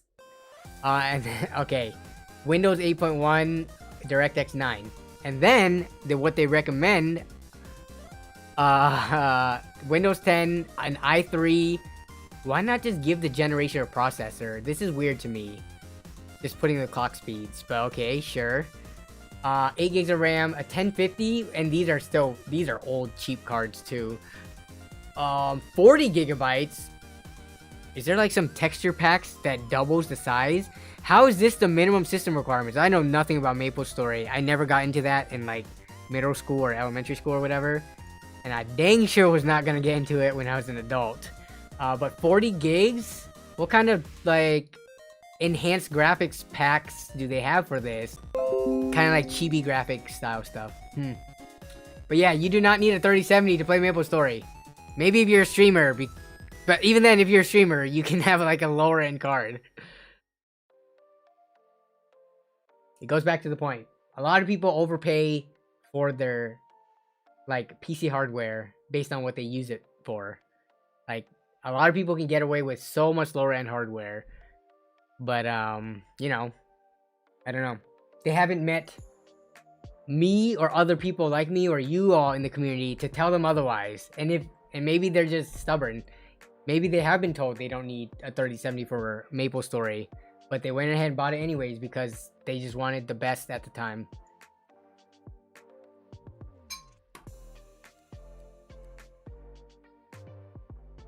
Fury SDN got muted for trying to ask a question, but the mods, Jason and Shauner, said you were spamming. Yeah. So, please don't spam. If I don't see something, you can put it in the Discord, or you can ask it again later, like after you haven't posted in a while. But, Chuleta TTB, thank you for the channel membership join. Nerd on a tight budget. Thank you, thank you, thank you. Can I make that pop on screen? I cannot. Oh yeah, I can. There it is. What's up? Thank you for the support. Okay, so wow, we're already an hour and 15 in stream. So in terms of overall thoughts, 4070 Ti, it sounds like most everybody. I saw a couple of people in chat say it is the best card that you can get at kind of like that price range, which I totally recognize. But it just feels expensive for a 70 or 70 Ti tier card to be 800. And then we'll see tomorrow, right? All the embargo stuff and the announcements was like in the last 2 days. Tomorrow they hit the shelves on Newegg and things like that. I will not be surprised if they sell out on Newegg and Amazon and things like that, and the third-party sellers will come in with their higher prices.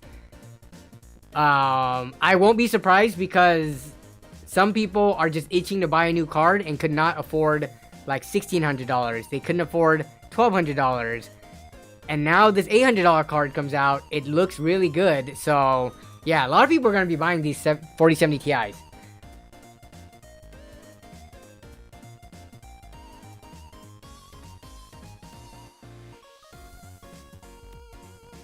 Not yet, Kevin. We'll get to it in 1 second. So, did y'all see? I did want to talk about this for a brief moment. So where are these even available at? Are they available on Newegg? That's not an i3, it's an i5. What am I smoking? So within the last day, Intel released their new, whoa, was the 13400? It was not 196, was it? 13400F. So we're starting to see reviews, and I haven't actually looked at the numbers yet. I actually just saw the listing of it today. Best Buy 13400F. I thought the eBay pricing was better. 13400F on eBay was 210. So yeah, so it's supposed to be 196 MSRP maybe, but it's actually going for more, probably because of the high demand. So it's sold out on Best Buy, huh? 215. I did post in the Discord. If you go to the Discord, we do have the deals channel. We did post that in here. We posted both of them actually. So yeah, 210 and then 125 for the i3. So 13th gen Intel stuff. Let's see if the eBay one is still there. 210. Buy it now. This is from Newegg. This is a reputable seller, Newegg on eBay. So 210 for this. So this one does have the 4 E-cores in it. 6-speed core, 4 E-cores compared to the 12400 last generation, which is going to be the biggest difference between the two. But let's take a look at, I'll get a quick refresher of here. So this one was only 6 cores, 12 threads. So this one is going to be oh wait, do they have the official Intel 13400F Intel, the Intel Arc page of this up yet? Okay, yeah, so the E-cores they're considered like single thread. So you do have your 12 from the 6 plus the 4 makes it to 16. So your total threads does increase for this. And let's look at clock speeds. Max turbo frequency goes from 4.4 gigahertz out of the box to 4.6. So yeah, more threads, faster, you know, turbo speeds. And it's 210 right now. How much are the 12400Fs going for is the question, because 12400F, if it's cheap enough, can still be a good deal in this day and age. So 12400F, Newegg is smoking something, keeping, oh, that's not official Newegg. I wonder if they just sold out, because this is a third-party seller trying to get 200 for it, way too expensive. If you look on Amazon, 12400F, you can get it for 175. If you look in the used, it's about the same price, 172. So what's the $35? What is it, 35? Yeah, that's a $35 price difference. I mean, that's like 20-something%. So this is still not a bad value, considering 13400F won't see a price drop probably for a little bit.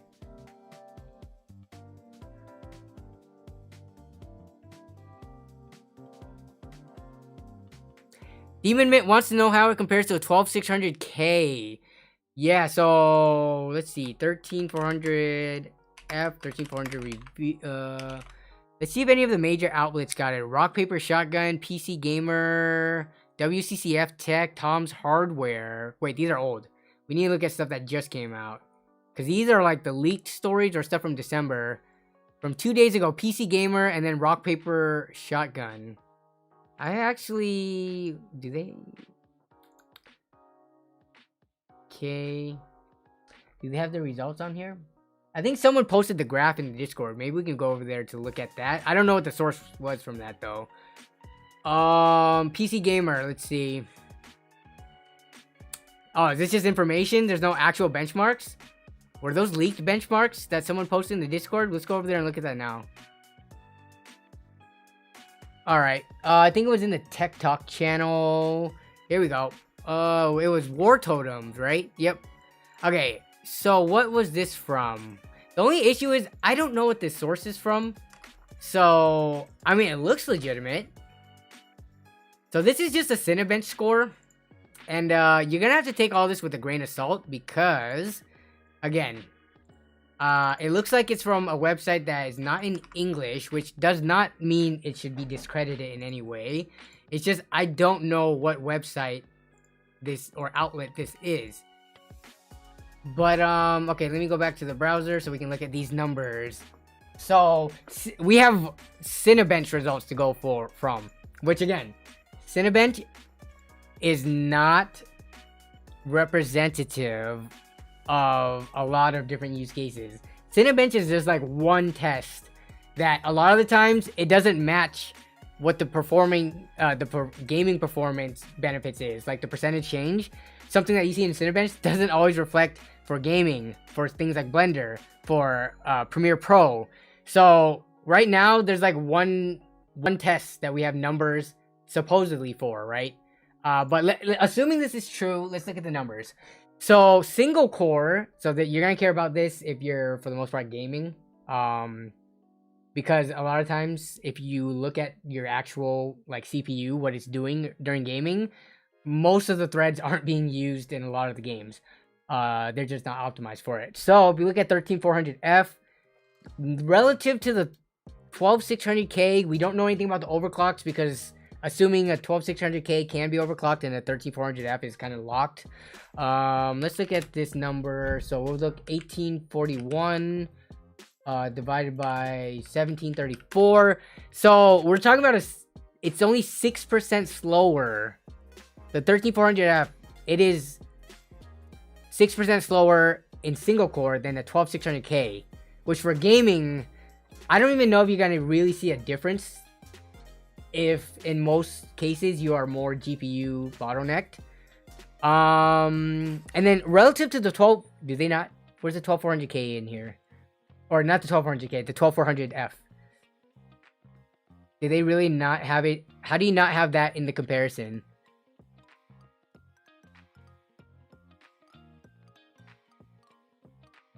You have the 10600K, the 11600K,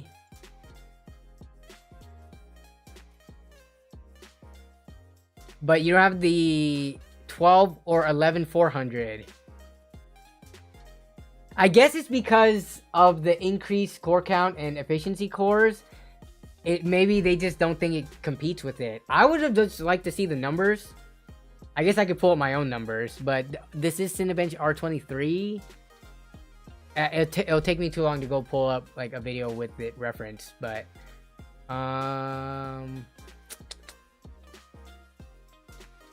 yeah, the 13400, if it for 200, how much is 12600Ks going for? That's also an important question to ask. 12600Ks, you can see it for on Amazon and Newegg. Wow, these are still this expensive. 250 about. So yeah, if you're only okay, let's look at the multi-core performance though. This is gonna be multi-core. So we do see a bigger gap here. So 12600K is coming in at 17,000 on the Cinebench multi, and then the 13400 is in like the mid 15,000s. So if we look at this, it's 17,155 divided by 15,480. So here we're looking at about a 10 to 11% difference, which again, I wish we could see the 12,400 numbers. To me, I don't know, 10% isn't that big. 10% of a performance drop here mixed with 6% of a performance drop in single core, where the price coming in at 200 or 210 versus 250 for a 12600K, that what's $50 off of 200, that's 25% discount. So price to performance, the 13400F looks like it's already going to beat the 12600K. Like if you want the performance per dollar, you're not going to get a 12600K now that these are out.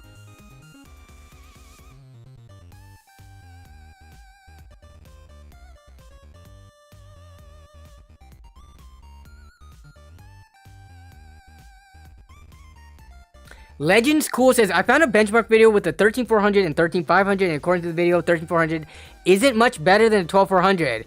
Well, according to the numbers that we just looked at, it would be. But also, Legends Cool, I'm curious.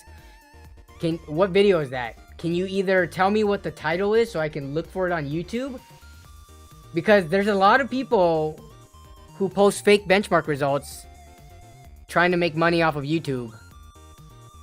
And unless I see proof of them having the processors in hand or using software that can detect that it's actually a 13400 and not just some fake BS benchmark numbers that you could change like part titles and stuff in the overlay, then I don't believe it. You sent it in the Discord? Alright, perfect. This is why the Discord is going to be so useful now. Is it in Tech Talk or where did you post it? Alright, are you Gaming Lemon? Yes, I think you are. Okay, so let's take a look at this. So this channel, and I'll post it here. So this is the video. I just posted it in the chat. Oh my goodness. I'm on incognito, so I'm not logged in, so I don't have my YouTube Premium to skip this ad. But it will be skipped in a second. Okay, so, oh my goodness. Did we just get a second ad? Alright. Okay, so it's a side-by-side benchmark video, which I do like. Real game testing, huh? Okay. Do they show any settings?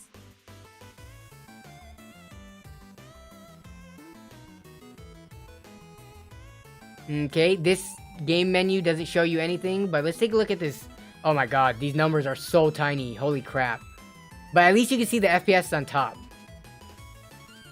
Alright, so we're gonna skip, because PUBG doesn't show you. Where's the League of Legends doesn't show you? F1, does F1? They're just showing generic. Okay. Yo, do they even have like a Cinebench score? This is Lost Ark. When was this published? January 3rd? Okay. Oh! Okay, wait up. I might actually believe this. We saw other countries get these processors before the US did. So yeah, my goodness, these numbers are so small though.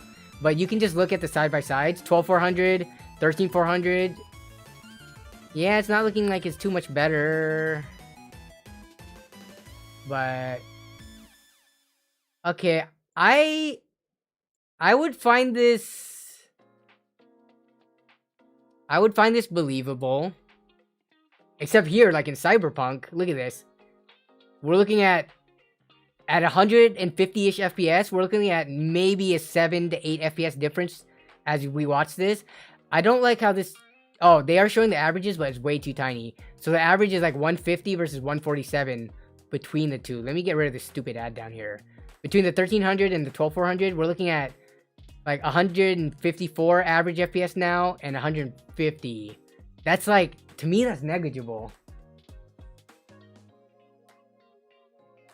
But this isn't gaming. Again, you're probably... Oh, no, they're running this with the RTX 4090. Okay, so it's not GPU bottlenecked, according to this. So, yeah.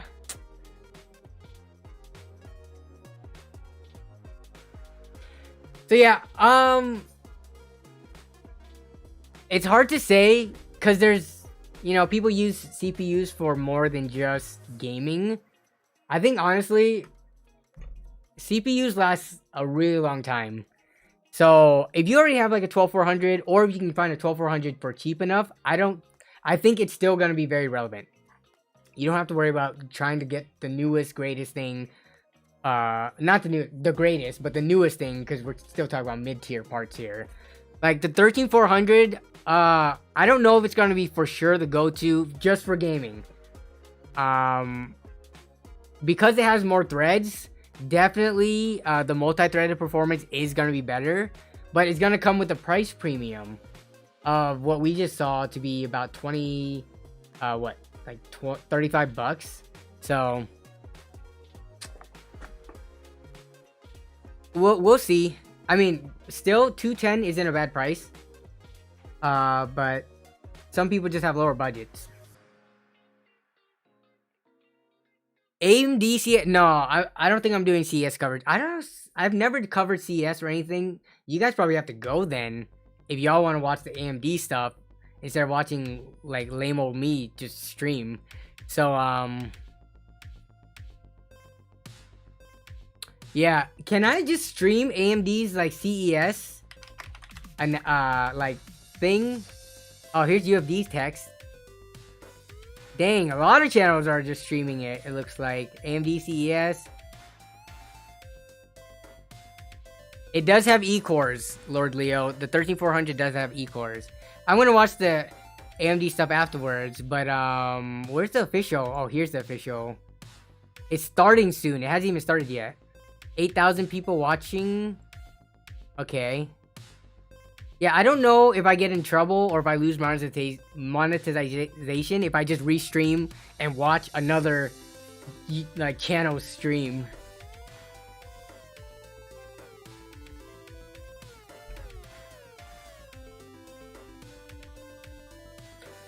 Marcos says, wait, did they increase the 12400 processor price? Nah, they've kind of been floating anywhere between, I thought, 160 to 170.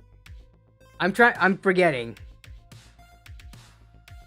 Did they ever hit like 150 consistently? I'm not talking about like a one-off Black Friday sale. I'm talking about like, have they ever... We can go to PCPartPicker for that.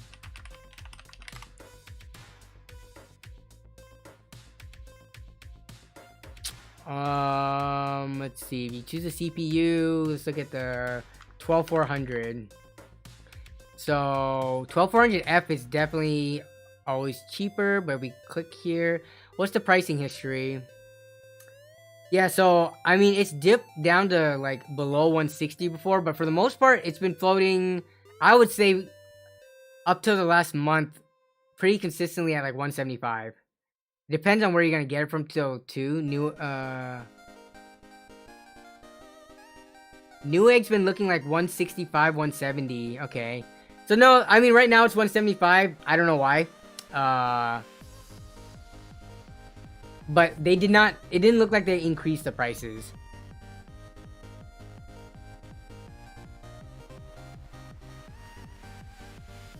The AMD stream is down high temps. Is that what's going on?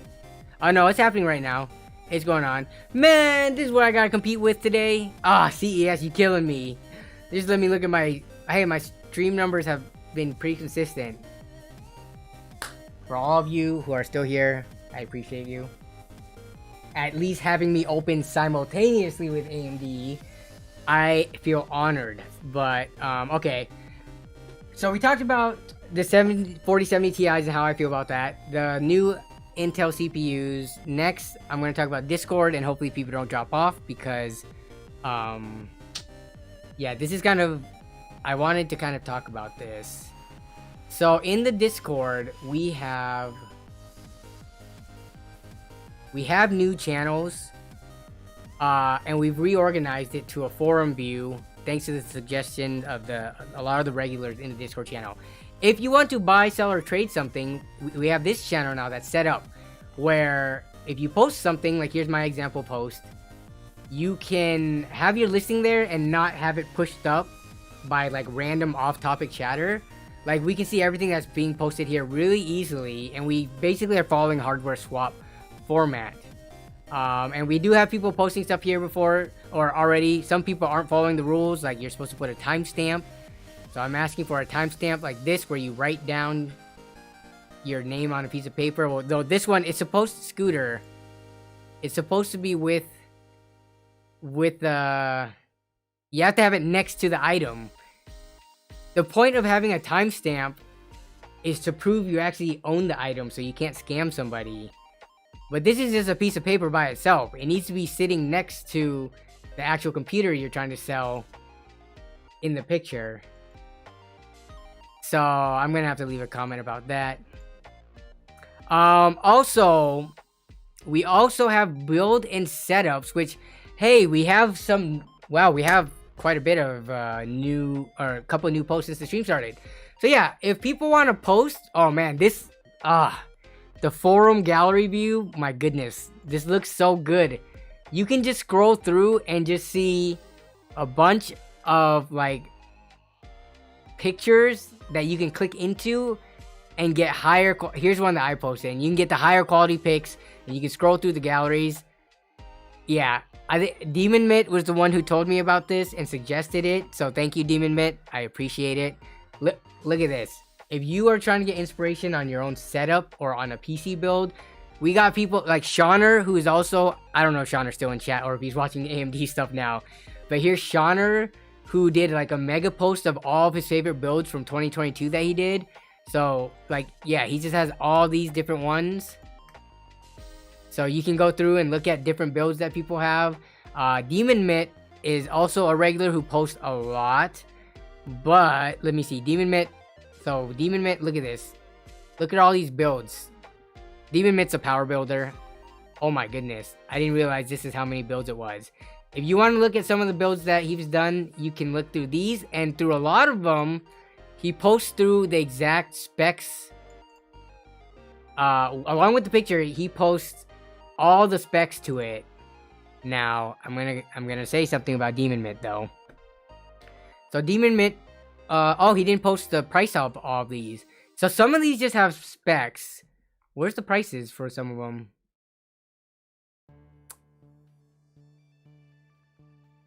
Yeah. Okay, so for these, he did not put the price on, but he also posts, because he's always building PCs. He does it basically full time. He recently, like, let's say it's one of these posts. Let's see, this build right here.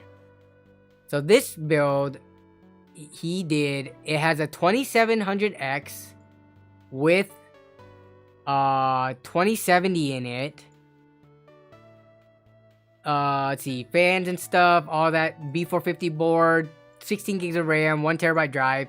He built it for $523. And here's the build. It's a very clean looking build.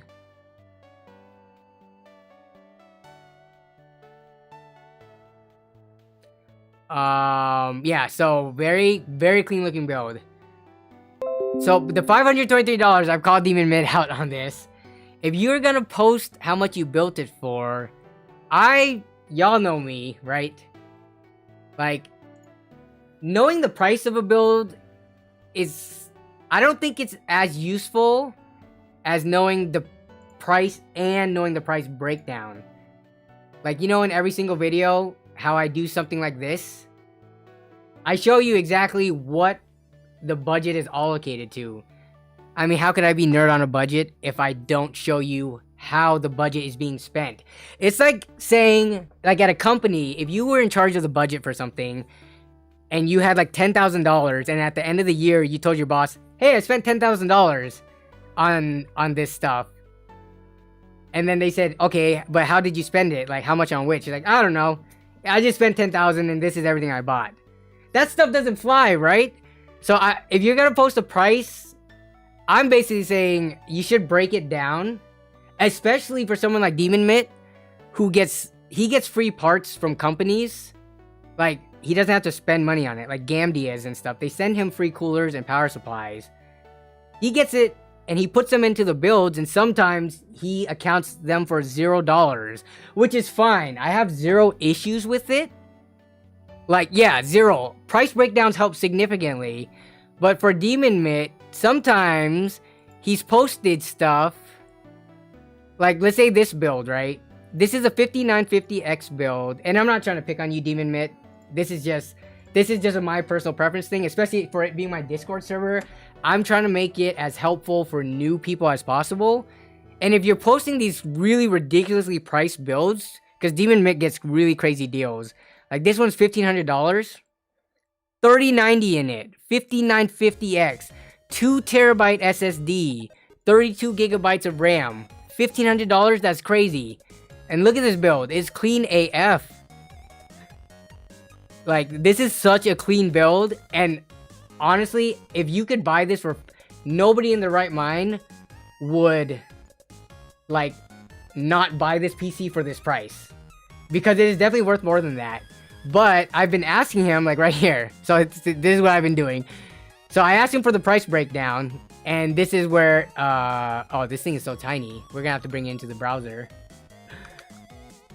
But, yeah, so this is how he... Like, look at this. He was able to get a 5950X for $280, which is kind of a crazy good deal. He has his sources, so... One of the reasons why I want the price breakdown is because I want realistic expectations for people who don't have special connections. Like, you should not expect to be able to replicate a build like this multiple times for $1,500. This is definitely some crazy deal hunting going on right here. But now, like, when he puts down here, like, look, the NZXT fans for $0. Yeah, he told me he had extra fans laying around.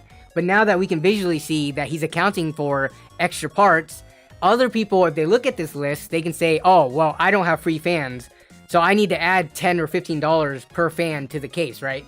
So that's just all I'm asking. If people do post, like, you know, their build prices and stuff, if you can give a breakdown, it lets people know so much more about, like, how good of deals and how to deal hunt and stuff like that. But yeah, Demon Mitt is definitely a power poster on the Discord. He posts beautiful builds at crazy prices. So we do have, like, this is a new post from somebody. Man, this is a very clean looking build. What case is that? This looks like a render. What is this? This is a render, right?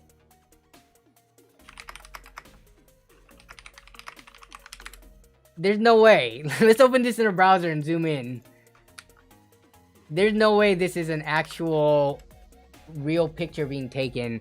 Why does this look like PC building simulator?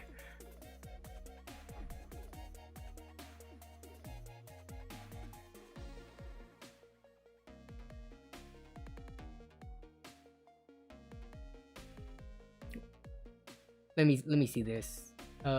Wait. Oh yeah, the picture doesn't get any bigger when I'm off of it. So let me go back to the Discord. This just says from Spice PC gaming PC, and I am.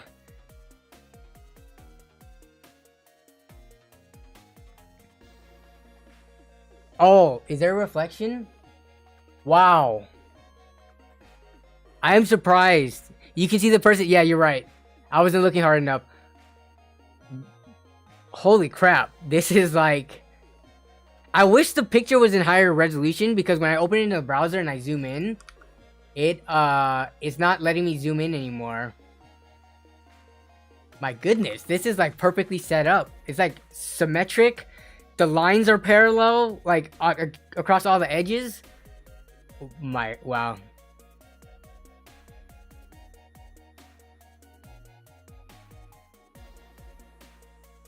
As a person who often takes pictures of like, you know, my builds and stuff inside profiles, I can tell you like right now how hard it is. You see like the top of the edge of the case, especially with camera lenses, like no matter what camera lens you have, they will always have some kind of distortion to them.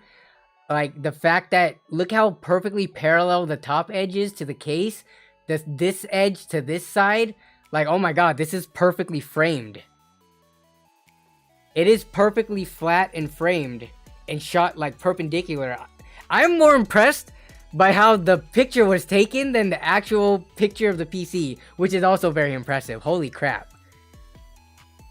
Where's the PSU? This is a 011 dynamic, right?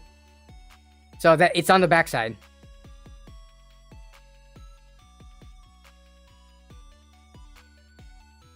Is this person in the stream right now? In the stream chat? Because, man, I want to say your picture taking skills and your building skills. This is the new Hyte case? No way. The new Hyte case has the bands HY40, right? That's a new thing that we can talk about that came out. Man, there's a lot to talk about today. We're gonna run out of time. People want to watch their CES. I thought the new Hyte case had a very particular look to it. Let me see if I can bring it up. The Hyte Y40. Yeah. There's no way that's the Hyte case, because the Hyte has these this stuff on it. I'm pretty sure that's the 011 dynamic based on the feet, but we might not be. So let's take a look at the side view of the 011 dynamic. So if you look at let's see, so we know that the intake for both of these cases coming out the side. We have glass on the front and side here, but look at the feet. It's all about the feet. You see these... Oh, I gotta remove that message. You see these little... The shape of these? Now let's go back to the other window. And let's look at that. It's kind of hard to see in the picture. Apologies for that. But I think those feet match it more.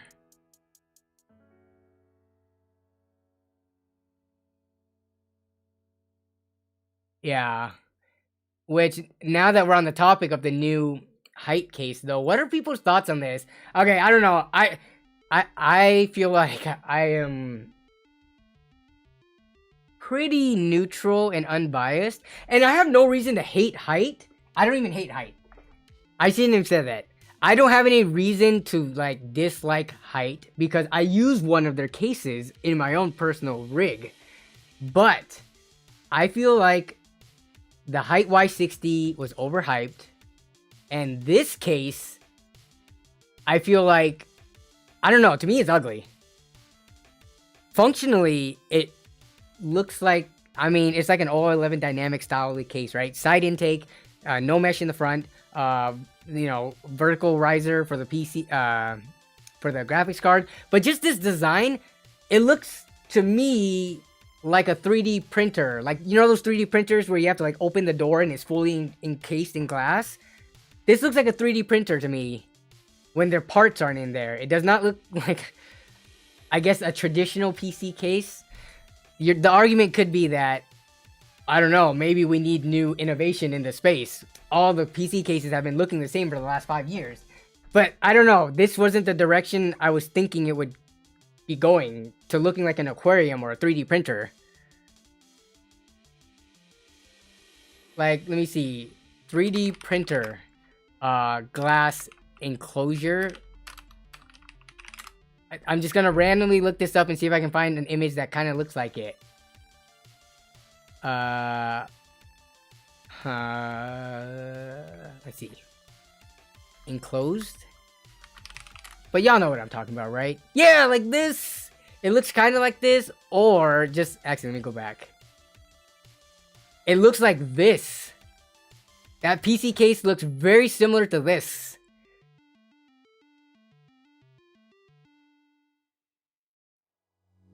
What about the H510 Flow? The H510 Flow, I mean, I don't have any issues with it.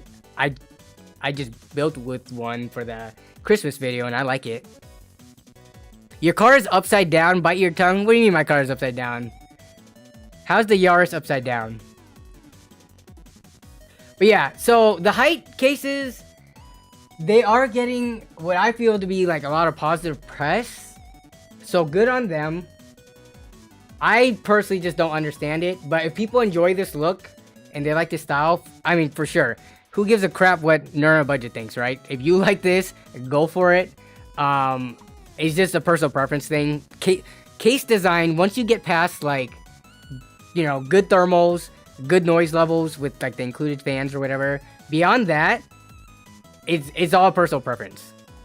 So long as it's not inhibiting your performance, you could get whatever case you want. I guess dust filtration is another thing, but it's whatever. You like the Y8D? Is that another thing that I have not seen yet because it's being announced now? Y8D PC case? Is that so new that we can't find it here? What is the Y8D? I'm not seeing it, Shauner. The Y8D. They might not have a product page up for it yet.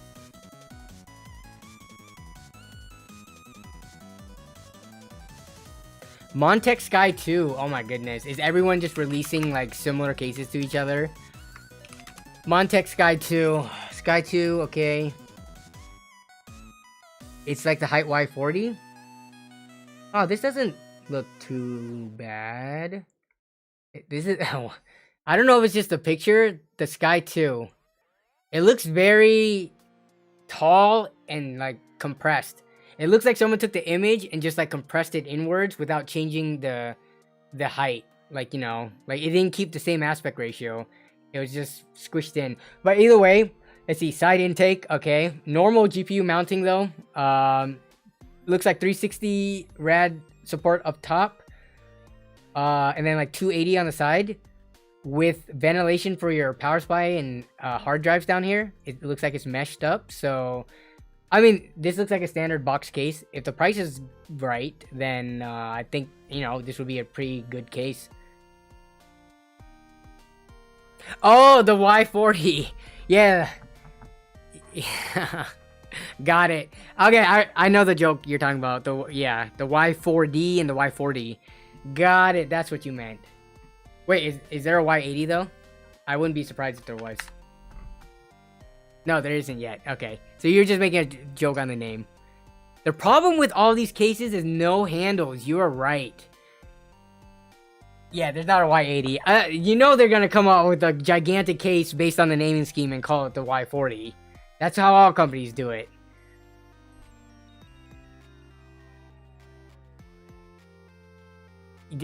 There will be a Y80, and Shauner, you're gonna be one of the first to call it, at least on this stream, anyways. 400 FPS says my case is Corsair 4000D high airflow case. Is that good? Yeah, the 4000D is just like the staple. You got about $100 to spend on a case. Get the 4000D. Easiest recommendation ever. Good cable management, good airflow. Really, like, it's a good looking case. Some people hate it because of the front looks kind of weird with the triangular design. I like it.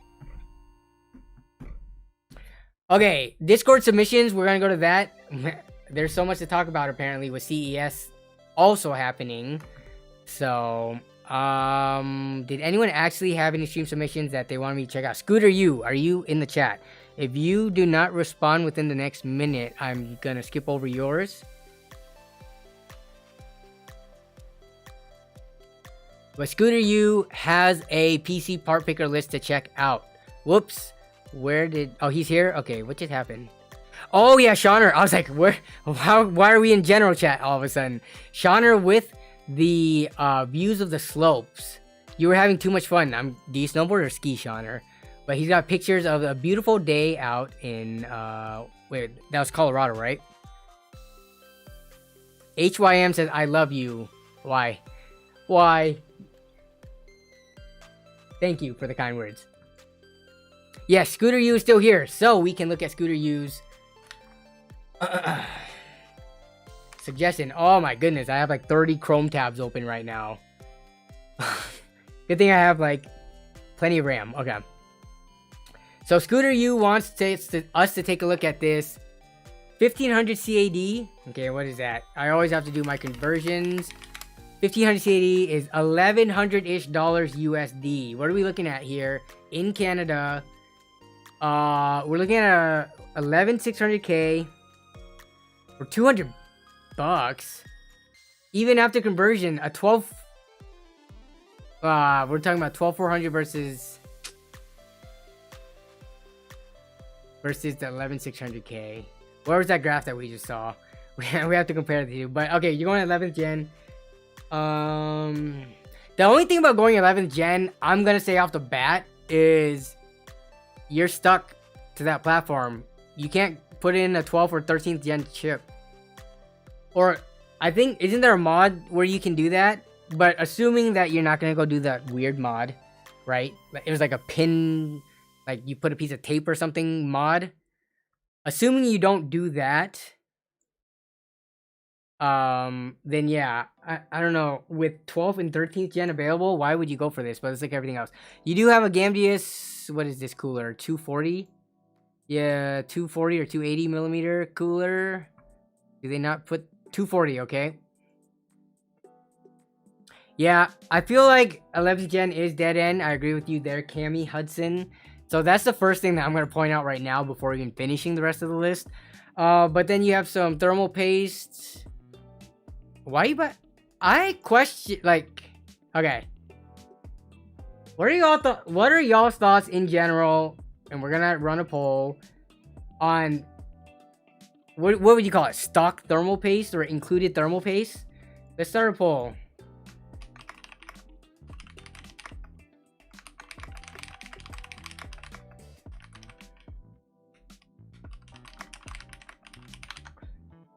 It's good. It's bad. There's only two choices. If you're in the middle, you gotta choose one. What are your thoughts on included/stock thermal paste? Is it good or is it bad? I'm saying it's good. I have used so much stock thermal paste from all the different coolers, whether it be Intel stock ones, Vetroo coolers, ID cooling, NZXTs. Every stock cooler I've used so far performs perfectly fine. If you're trying to chase the absolute lowest temps, yeah, sure, go for, you know, Thermal Grizzly or whatever. But for people who are just building a PC to use and not benchmark and not do comparisons, stock thermal paste, for the most part, is fine. But let's see what everyone else has to say. Hey, Zombie, it's your first time here. What is up? We've already gone through the 4070 Ti stuff, so you can rewind and watch that if you want. We've talked about Intel's newly released i5 and i3 13th gen stuff. Now we're just going into the user submission stuff. Let's see.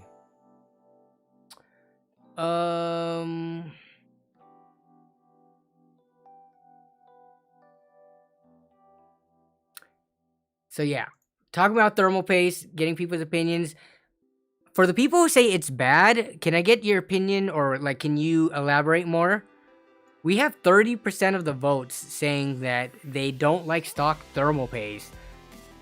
So I'm curious why.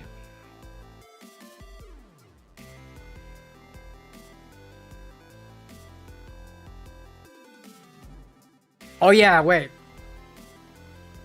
What am I smoking here? Yeah, you're right. Yeah, because the pin count's way off. What was I confusing myself with? Sorry. I take that back. Yeah, there is no pin mod. I was confusing going from 9th gen to 10th gen because it's only, I think, one pin difference, right? Yeah. Shauner, thank you for catching that. There's no way you're going from LGA 1200 to 1700. So that point is moot. And that was to help Scooter's case. So, again, I don't see why in this, like, right now, you would go for something that's 2 generations old, buying it brand new. If you're buying it used, that's one thing. Used at a lower price. But new, I'm sure we can find ways to reduce the cost of this to hopefully be able to fit in like at least a 12th gen. But we were at the thermal pace, so as people keep voting, we'll keep going. Motherboard, 180 bucks for a Z59. And again, you can get 12th and 13th gen motherboards for around the same price as this, like Z690. Maybe not in Canada, but still, let's just look at the price. Seems kind of high for what's in it, so let's see. We got 16 gigs of RAM for 66 bucks. That seems about right. 1 terabyte drive for 69. Nice. Yeah, that's about right.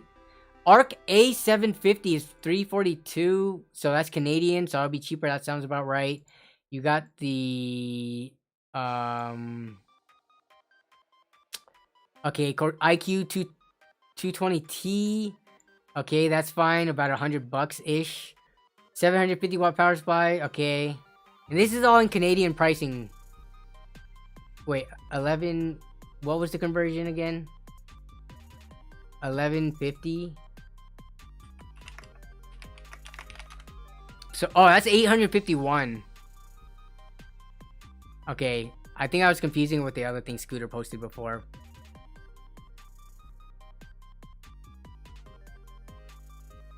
By the way, if y'all are asking questions and I'm like in the middle of doing this, the other mods, anyone with the mod with the little what is that? A crescent wrench, adjustable wrench next to their name.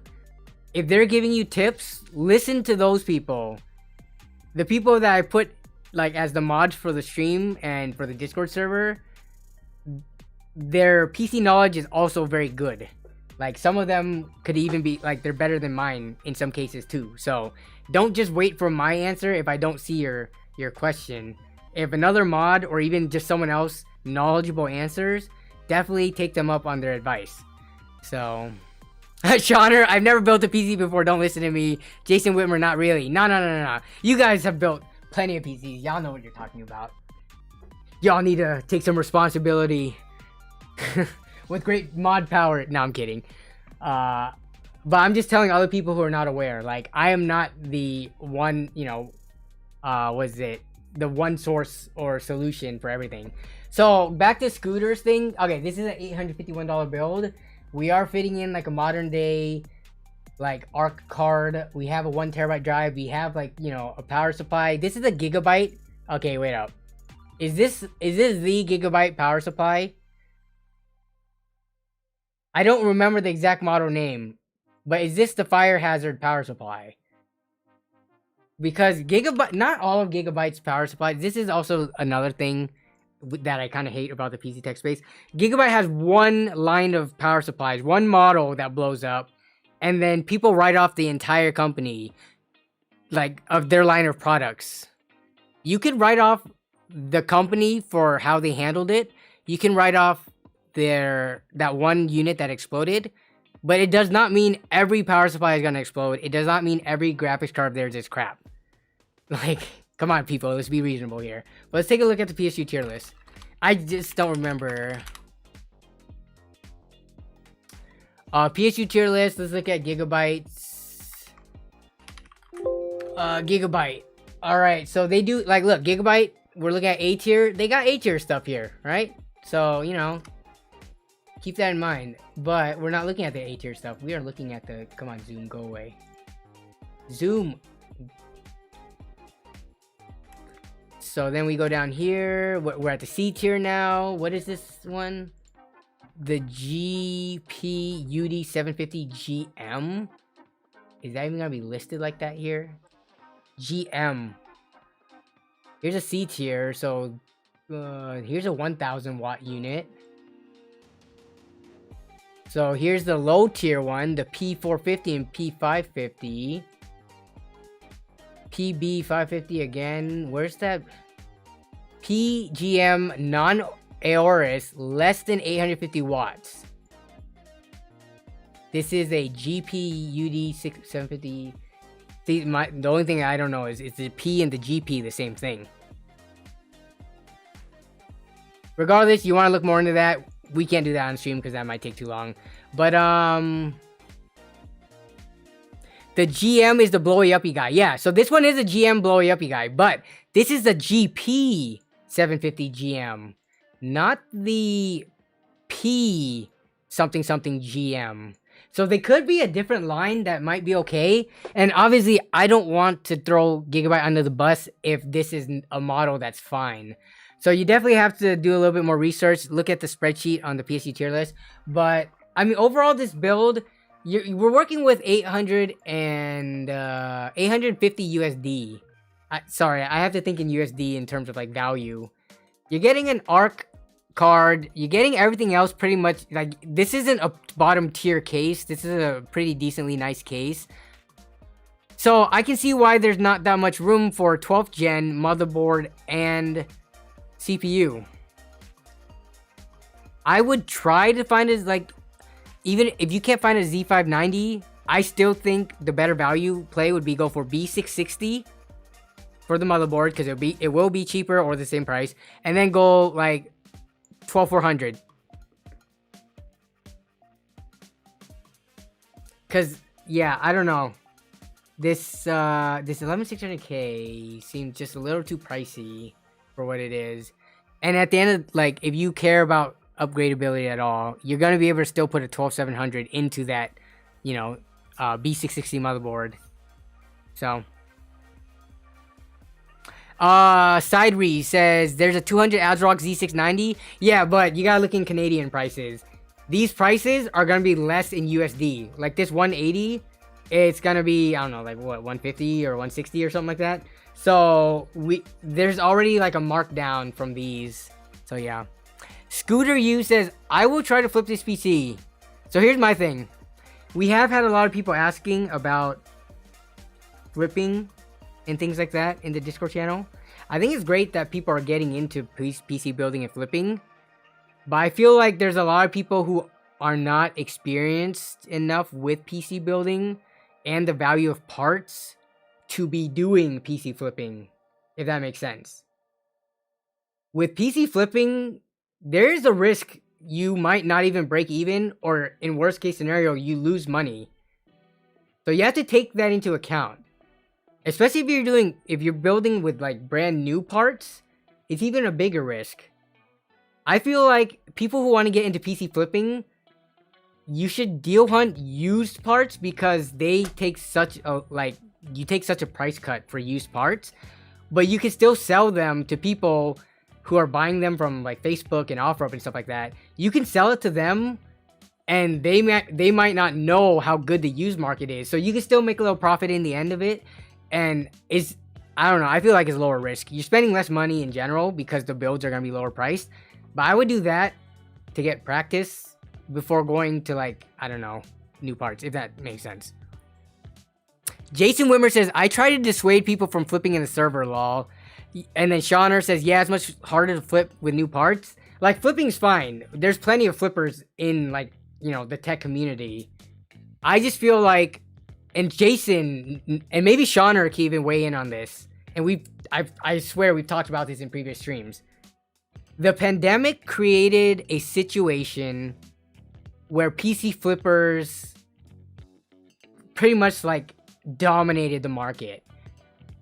Because of how bad PC prices were, or like GPU prices were, it made it so that buying pre-built or completely built systems was the better solution, making it so that the market shifted towards either pre-built companies or people buying PC parts, building it with their knowledge, and then reselling it. Just so during that period of the pandemic, I know people who sold on Jawa, as well as Shauner and Jason. They sold a lot of PCs.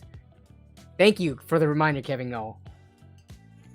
But now, with prices, aside from like high NVIDIA and AMD prices, everything else in like the low to mid tier is priced so well. Not everyone is looking for a used PC on OfferUp or Facebook, or even a new one anymore. So it's harder to sell a PC now than it was like a year or two ago, I feel. Shauner says, oh yeah, if you could get a GPU, you could make a profit on a build, even if nothing else you had was good deal. You need some skill and knowledge to consistently make a profit on flips. Yeah, for sure. What was that? Did y'all hear that? That was very loud. Something just fell, and I hope it wasn't something important.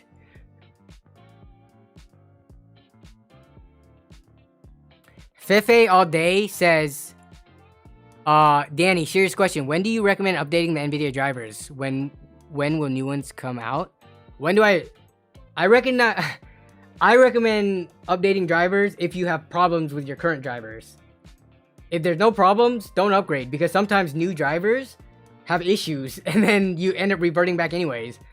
Like, day one drivers are nice and things like that, but if the old drivers work just fine and get you the performance that you want, don't upgrade.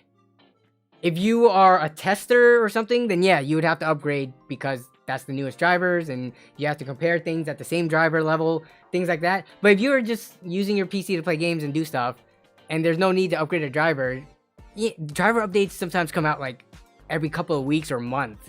It's annoying to have to update it all the time. Just do it when it's necessary, or if there's like for sure a major update that like improves on, you know, DLSS or RTX voice or something like that. Otherwise, I would say don't upgrade.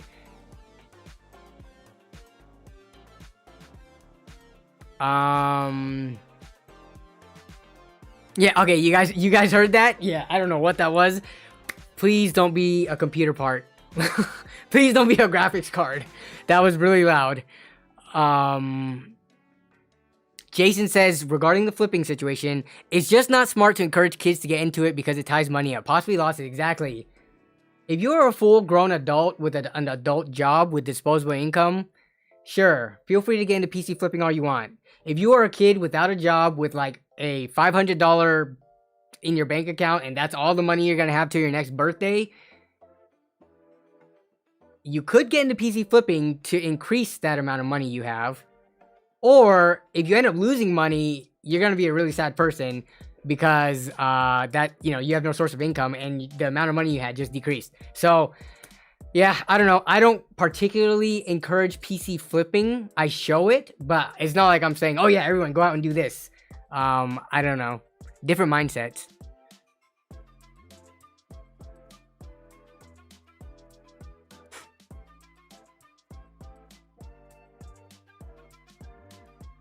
Shutter Thug says gunshots are a normal thing in the hood. Okay, so let's go through this. Let's see. So yeah, Scooter.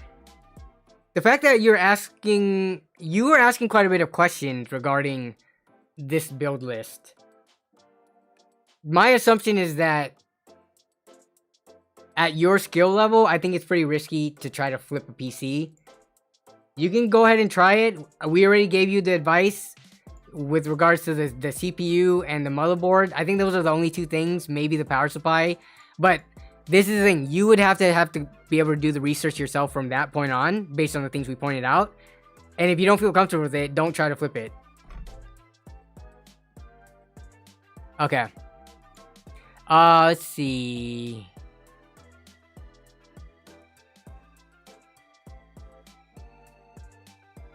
Yeah, Demon Mitt in the Discord saying the exact same thing too. You should not be building all brand new PCs in hopes to flip for a profit. Yeah, Demon Mitt, all his flips, half of them, most of his parts I would say, looks like they're used based on the pricing. I think for some stuff you can get away with like SSD and RAM, maybe power supply, but like graphics card and CPU, your biggest profits are going to be if you can get those used.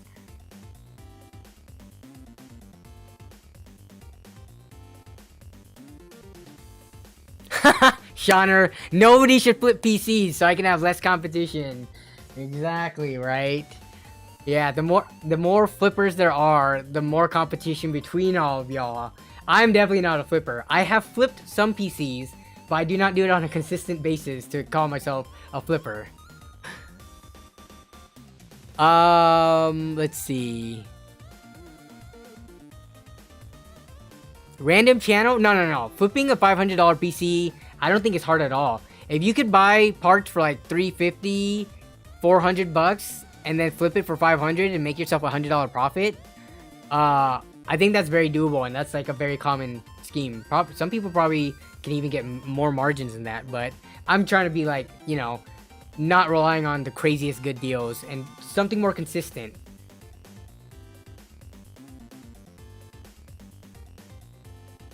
Let's see. Was anything else posted in here? What is this work in progress from? Oh, so we got some memes going on. So we got Scooter. It's Gabriel. Like I mentioned in the chat, I was planning on get a PC and I was planning to get a Flying Phoenix PCs. Okay, I told Gabriel that I would look at this, so we have to do this. Oh, Flying Phoenix. What the heck? Is this not Phoenix PCs? Are y'all seeing this? Wait. To be fair, Phoenix PCs is a relatively new company. I don't know how new Flying Phoenix is, but look at this. Oh, okay. Every Phoenix. Okay. I don't know. The logo, obviously, they use different Phoenix logos, but just the name, it's Flying Phoenix PCs instead of Phoenix PCs. Okay, so this is not Phoenix PCs. You are looking to buy from them because I'm guessing you are from Phoenix. Gabriel, I hope you're still in the chat. But do not get mistaken. Oh, yeah. And please do not get mistaken for Phoenix PCs. You added the message. Okay. Okay, so you're still here. So you're trying to look for a PC from them. Which system are you trying to look for? Like, what price? I'm guessing, let's go pre-built because that's going to be your cheapest option.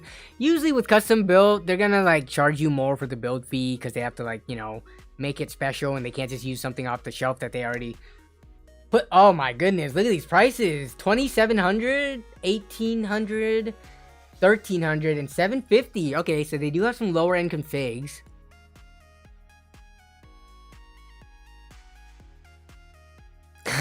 No. Phoenix PC spelt Phoenix incorrectly on purpose to differentiate themselves from, I think, exactly what you said, because every PC building related thing in the city of Phoenix will have a similar name.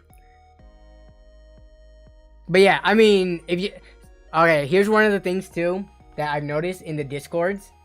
So a lot of people come and ask for advice, right? Which is totally fine. That's what the Discord is for. That's why we have people there to help out. A lot of people ask for advice, but give literally zero details. I could find examples of it. Every single time I, let me see, is it what? TechSpot. I'm just gonna use 1% example. I'm not picking on them at all. Oh, let's see. That's not a good example. There's another one. I swear there's more. Let's see. Okay, we'll just use this one. I should have saved the links so I could pull them up ahead of time. But like, when people come in and they say like, hey, can you help me find a PC? They don't give details of like what games they're trying to play, what resolution, what FPS, at what settings, how much money they have, which is like the biggest thing. If you guys ask for advice, you need to come with the first post with as much information as possible. Otherwise, you get this thing where you say something, then I have to ask you the inevitable question of what you need exactly. Then you answer it with the next thing. Sometimes you don't answer all of it. Then I ask for more details. You could save so much, like, so many steps, not only for me, for the moderators, for other helpful people in the channel, if you just off the bat say exactly everything that you know up front. So going back to, and I don't know, like for the people who are in other tech communities, do you notice like that's a thing? Like there's not enough details given up front, so then you have to like fish for it, like. So then you have like minutes in between each one, when if they posted all the information up front, I could start answering questions like right away. Yeah, Kevin Go, exactly. Basically provide as much detail as possible in one message. But if we go back to this company, did Gabriel answer the question at all? Oh my, Steam submissions.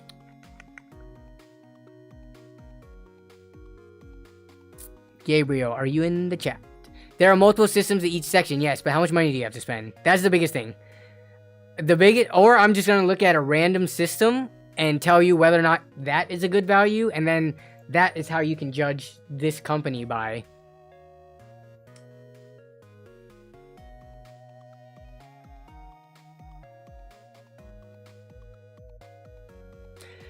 People, so this is a good point. Kelikona, hopefully I'm saying that right. People looking for information typically don't know the information they can provide to get better assistance. I feel like at least knowing how much money you have to spend, that you know that information. But I get what you're saying. They might not know that that will be helpful for me, but I don't know. Like maybe if they were a lot younger, that is the case. But I've talked about this, maybe I talked about it to other people, but like in my workplace, right? Before I go to my lead or like my boss regarding something, I prove to them that I've at least attempted, or I give them as much information as possible. I don't just say, hey, can you show me how to do this? I do like, hey, can you show me how to do this? I looked here, but it didn't have the information. So I don't know, I feel like giving the amount of money you have and at least what games you're looking to play, or like if you're trying to stream and stuff too, you already know that. So I guess I'm trying to encourage like a culture where that comes off out the bat, you know.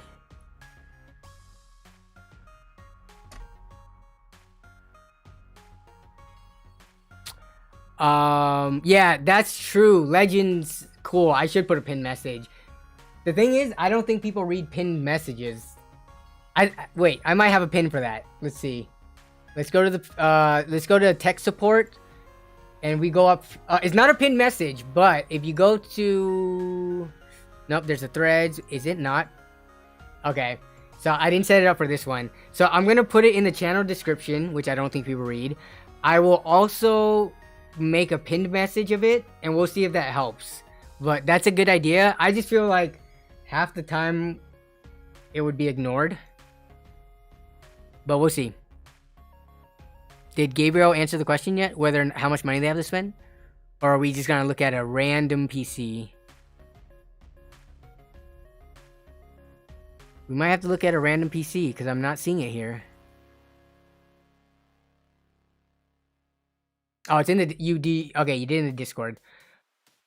Stream submissions, Discord. You have. Oh man, there's so much. There's a lot of submissions. We're not gonna be able to get through them all because I'm already 22 minutes over the 2-hour mark. You said you posted it in here, Gabriel.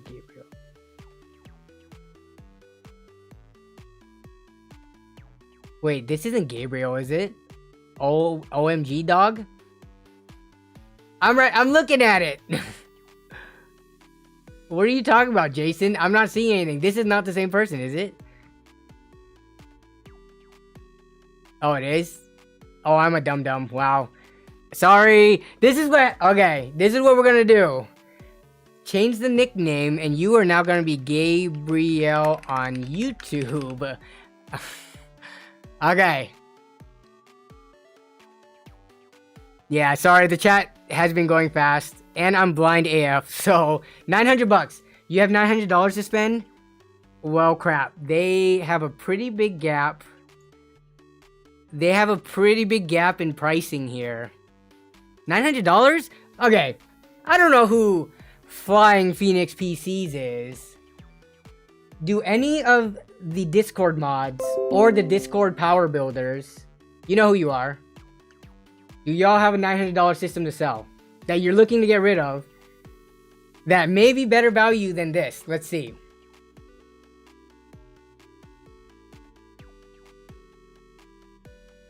So, what are they? Oh, they have other configurations. You have $900? Okay, it looks like we're gonna have to look at the closest one is gonna... We have... Man, they just did this as pictures? Come on, guys. Pictures instead of like actual text. Okay. So we're looking at either AM. So these two are $1,100. It's man, that's like a whole $150 to $200 over your budget. But they have 6600s in them, 12400 or 5600, 16 gigs of RAM, 500 gig SSD. Man, 1 terabytes are so cheap these days. Man, you could definitely fit more into this. Yeah, let's look at Jawa. So let's look at these prices. But these are new parts. Gabriel, are you okay with used parts? That is the next question.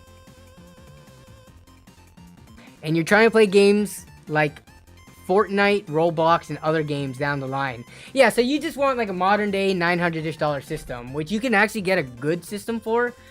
This seems a little expensive given the graphics card's only like a $200 graphics card. And this build is over $1,000. That is typically not how PCs should be configured when gaming is the focus.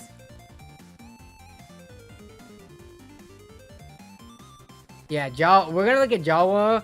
So the thing about Jawa is used parts. So you have to be okay with used parts. There are some people who build brand new, but the deals aren't gonna be as good. So let's take a look. Custom PCs. And by the way, y'all, I don't know how we gained more viewers being this late into the stream. We're at like 150 or 160 right now with CES going at the same time. So I want to thank all of y'all because I feel like I have not thanked y'all enough this stream for how well it's doing given it's coinciding with CES announcement, unless all that stuff's over now. But still, this late into the stream, once we go over to once we're into like this part of it, I'm surprised there's this many people here. Just saying. Yeah, so if we're looking for a $900 PC, I'm just gonna say let's see, like, do you have any flexibility on the price? Can you go up to like 1,000? We'll go 800 to 950. 0 listings? No, this is a lie. I'm looking at custom PCs. Is there none that cheap on Jawa right now? There is. So why is the... Oh, because I'm dumb. I flipped them. Okay.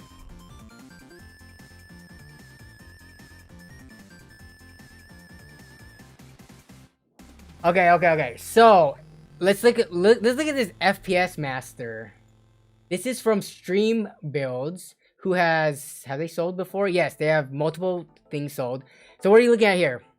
You're looking at a 5600, which is what the other build had. You're looking at 16 gigs of RAM, 1 terabyte.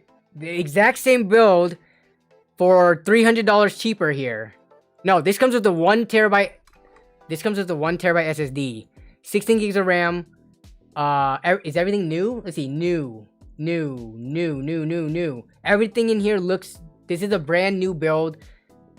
It is using the Thermaltake Smart Power Supply. What is that? Like a C tier? I don't think that's D tier, is it? Which I honestly think would be fine for a system like this. But it's still coming in $300 cheaper. $200, sorry. Not $300. $200 cheaper. And you get double the storage on here. So the first PC we're looking at is already better. The Smart's E tier, but if you actually look at the reviews for the Smarts, it's not E tier because it's dangerous or will blow your house up or burn it down. It's for some of the other reasons where I'm not sure of a mid-range PC like this would matter.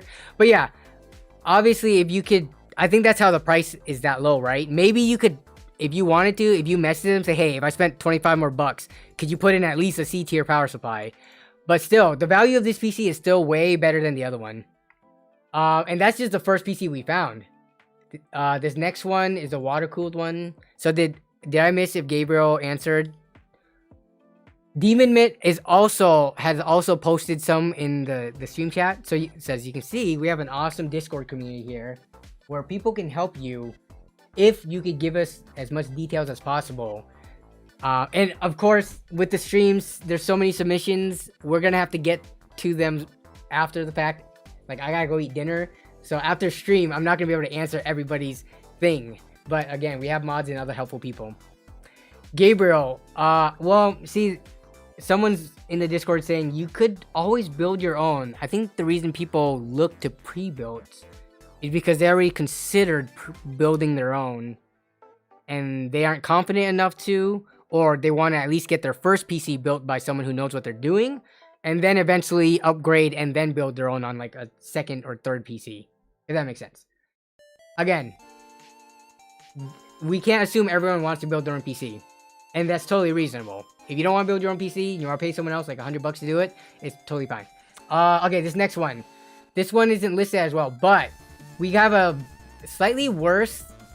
I gotta zoom in a lot for this. The text is like kind of small.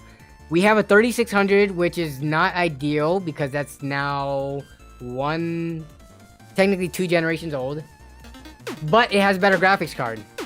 Christian16 says, keep up the hard work. Thank you for the $5 super chat. I appreciate that a lot. But yeah. So here, you're trading graphics card performance for CPU, which is fine. You know, it's AM4. You can always put in a 5000 series down the road. This PC will perform better in most games than the one we just looked at because the graphics card is better.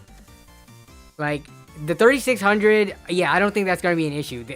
This is going to perform better, but 16 gigs of RAM, 512, so you have less storage and it costs more. And is anything new? You have everything you need to crush games, and while you're at it. So we don't know if this this is listed as brand new in box. So this is also built with new parts. A new 3600? I don't know about that. Can you really call this brand new in box if you put a 3600 in here and you don't specify that that's used? Unless you're actually buying a new 3600, I doubt it. What am I saying? How much are those going for? Amazon. Oh, they're only 112? Okay. Alright, so some little time ago, these were going for like stupid prices. If this is 120, then I would believe it is actually new in box. I haven't looked at the prices in a while. Yeah. Oh yeah, if you buy, and if it's from, okay, you make a good point. I forgot about the whole Micro Center thing too. They had a really good deal. Yeah, okay. You guys make a good point.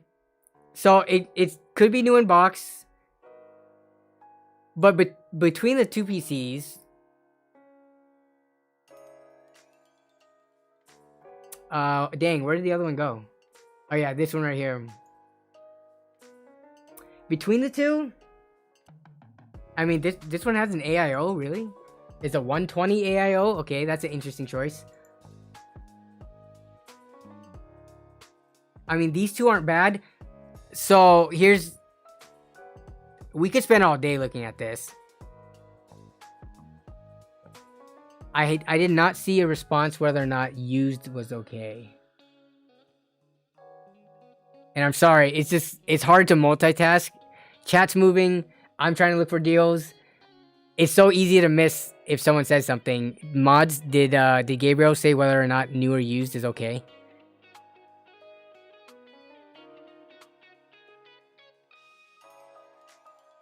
If you want brand new from reputable company, these are not bad. Yeah.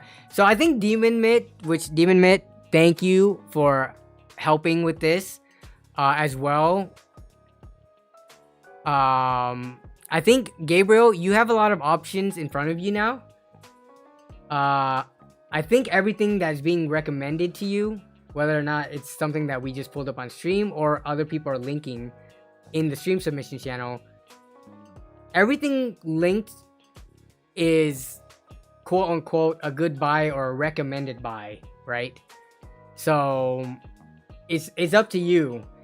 The performance difference looks like it's going to be slightly different from between each of the builds, but for the same amount of money, you're going to get generally the same performance out of everything. It looks like that Demon Mid and myself have linked or looked at. So, all right, this stream is already 2.5 hours underway, and for some reason 165 of you are still watching. Is it because we have more late time viewers? Is that why? If I just streamed later, or is it because my YouTube channel is doing well right now and people are actually receiving notifications? We haven't had this many viewers of the stream, especially this late into the stream, for a long time. We're 2.5 hours in, and the numbers are still Oh, it's the Discord? You think so? I'm curious, yeah.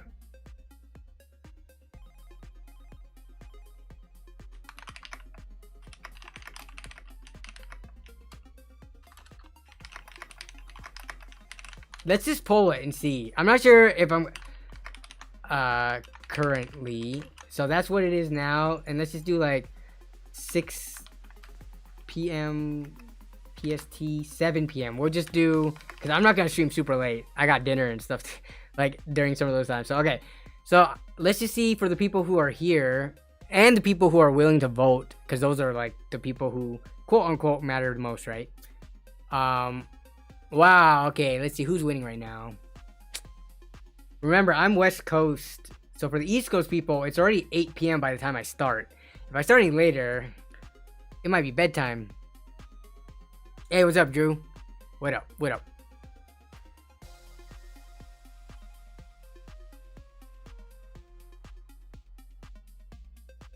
Brendan, you live in Vancouver? Yeah, I live. Yeah, my PO box is in my like description and stuff. I live in Linwood, and it's in like the videos when I like look through OfferUp stuff. It usually says like my zip code or like Linwood and stuff like that. So yeah, I'm in Washington State, just a little north of Seattle. Oh yeah, next week's stream. So the votes, winning right now is the current time slot, right? 5 p.m. is winning by quite a bit, but it seems like if it's not 5 p.m., people do prefer later at 7 p.m. PST. So, is that PST time zone? Yes, I put PST next to all the times.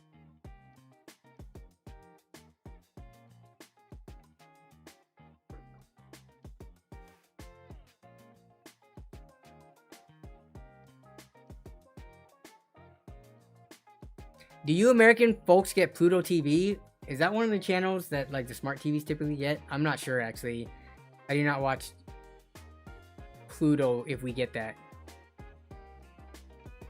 Yeah, so it seems like right now the poll, I'll just leave the poll up, but definitely about half the people are saying 5 p.m. PST as their preferred. I bet some of the people who would like 7 p.m. still are able, obviously you guys are still here, right? So you guys are able to make it to the 5 p.m. So yeah. Yeah, the main decider is Melissa on the time slot. No, I don't think she really cares. Especially if it's like a set day like this. If anything, we might be able to have earlier dinners before stream. But yeah, I think between those, we can make it work. Because it's only one day of the week. Yes, 5 p.m. PST is 8 p.m. EST. But, okay, yeah. So, next week's stream, I'm going to have to move again. Because I'm not going to be able to stream on Wednesday. So, I have not decided yet. CES, is it CES? It's going to be over by then, right? Yeah, so, I'm either going to move it to Monday again. At the same time slot, 5 p.m. Or maybe Tuesday. Who streams on Tuesday? Do you guys know? I know one of my smaller tech content creator buddies. He streams on Tuesday, but he does Amazon live streaming. So I don't know if I would be pulling from his viewer base, but still, again, like there's only so much time and so many days of the week. There will be overlap no matter what. But does anyone, like, does Kyle or Paul or Jay, I'm saying their first names because I know them personally, obviously. No. But does any of the other channels stream normally on Tuesday evenings?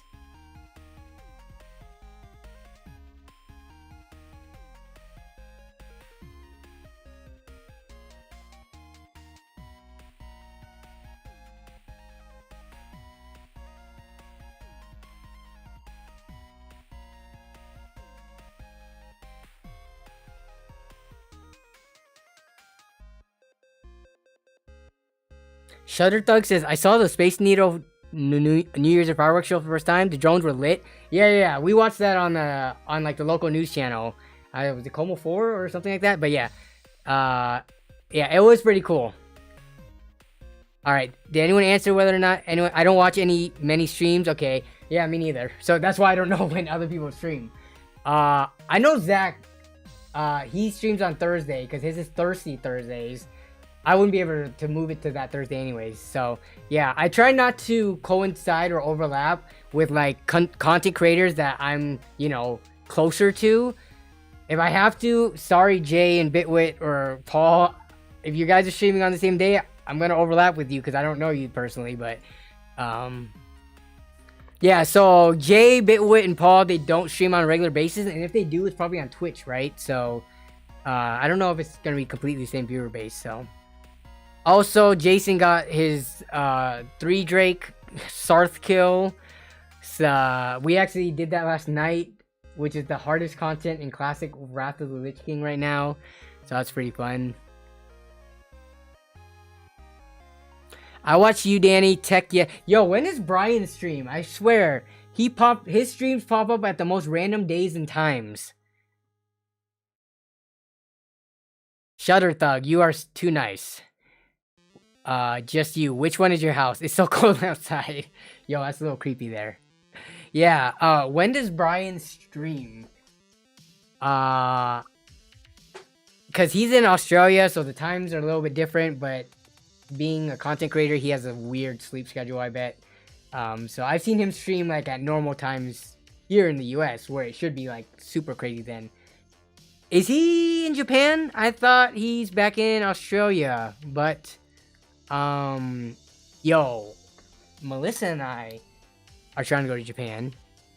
Oh, Brian doesn't stream. Yeah, I think he's back from Japan if I saw correctly. He's in the studio, like the studio basement. I think he like lives in the basement of the house that he's at. So, or at least he does the YouTube stuff there.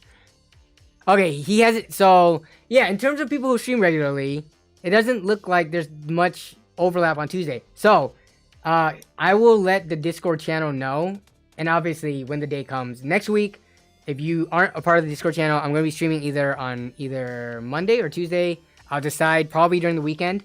And then yeah, other than that though, we are almost 3 hours into stream. We are 2 hours and 40 minutes. I'm starving, so we're gonna have to end the stream here. Chat, you have been lit. Just everybody in the chat watching the stream, the numbers have been really good tonight, so I appreciate that. We got some super chats, so that was pretty awesome. We had like 1 or 2 membership joins, which was awesome as well. Didn't see some of the other regulars, but obviously everyone has a life, so they gotta do what they gotta do. You see, I have a system back there that I'm finishing up testing. It's not a system, it's actually graphics cards. So I'm doing stuff back there, looking to get a video out this weekend, so you can look forward to that. But yeah, other than that, Discord link, mods, do you have that on hand? If you could put it in, Rob with the Neuron Type budget membership join. Thank you very much. I appreciate that. Let me get that invite link out. Join the Discord here. Bam. So if you join the Discord, we have a great community. We talk about fried chicken and pizza sometimes randomly when the mods are asleep. But yeah, other than that, I hope everyone has a great rest of your Wednesday night. Or day, or evening, or wherever you are in the world. Have a great rest of your week, and a great weekend coming up. Yeah, and again, the mods can vouch for this. I am very active in the Discord server. I'm in there every day. I put a lot of posts out throughout the day, so you can find me there. But yeah, take care everyone, and I will see you in the comments of the next video, as well as the next stream. Bye-bye.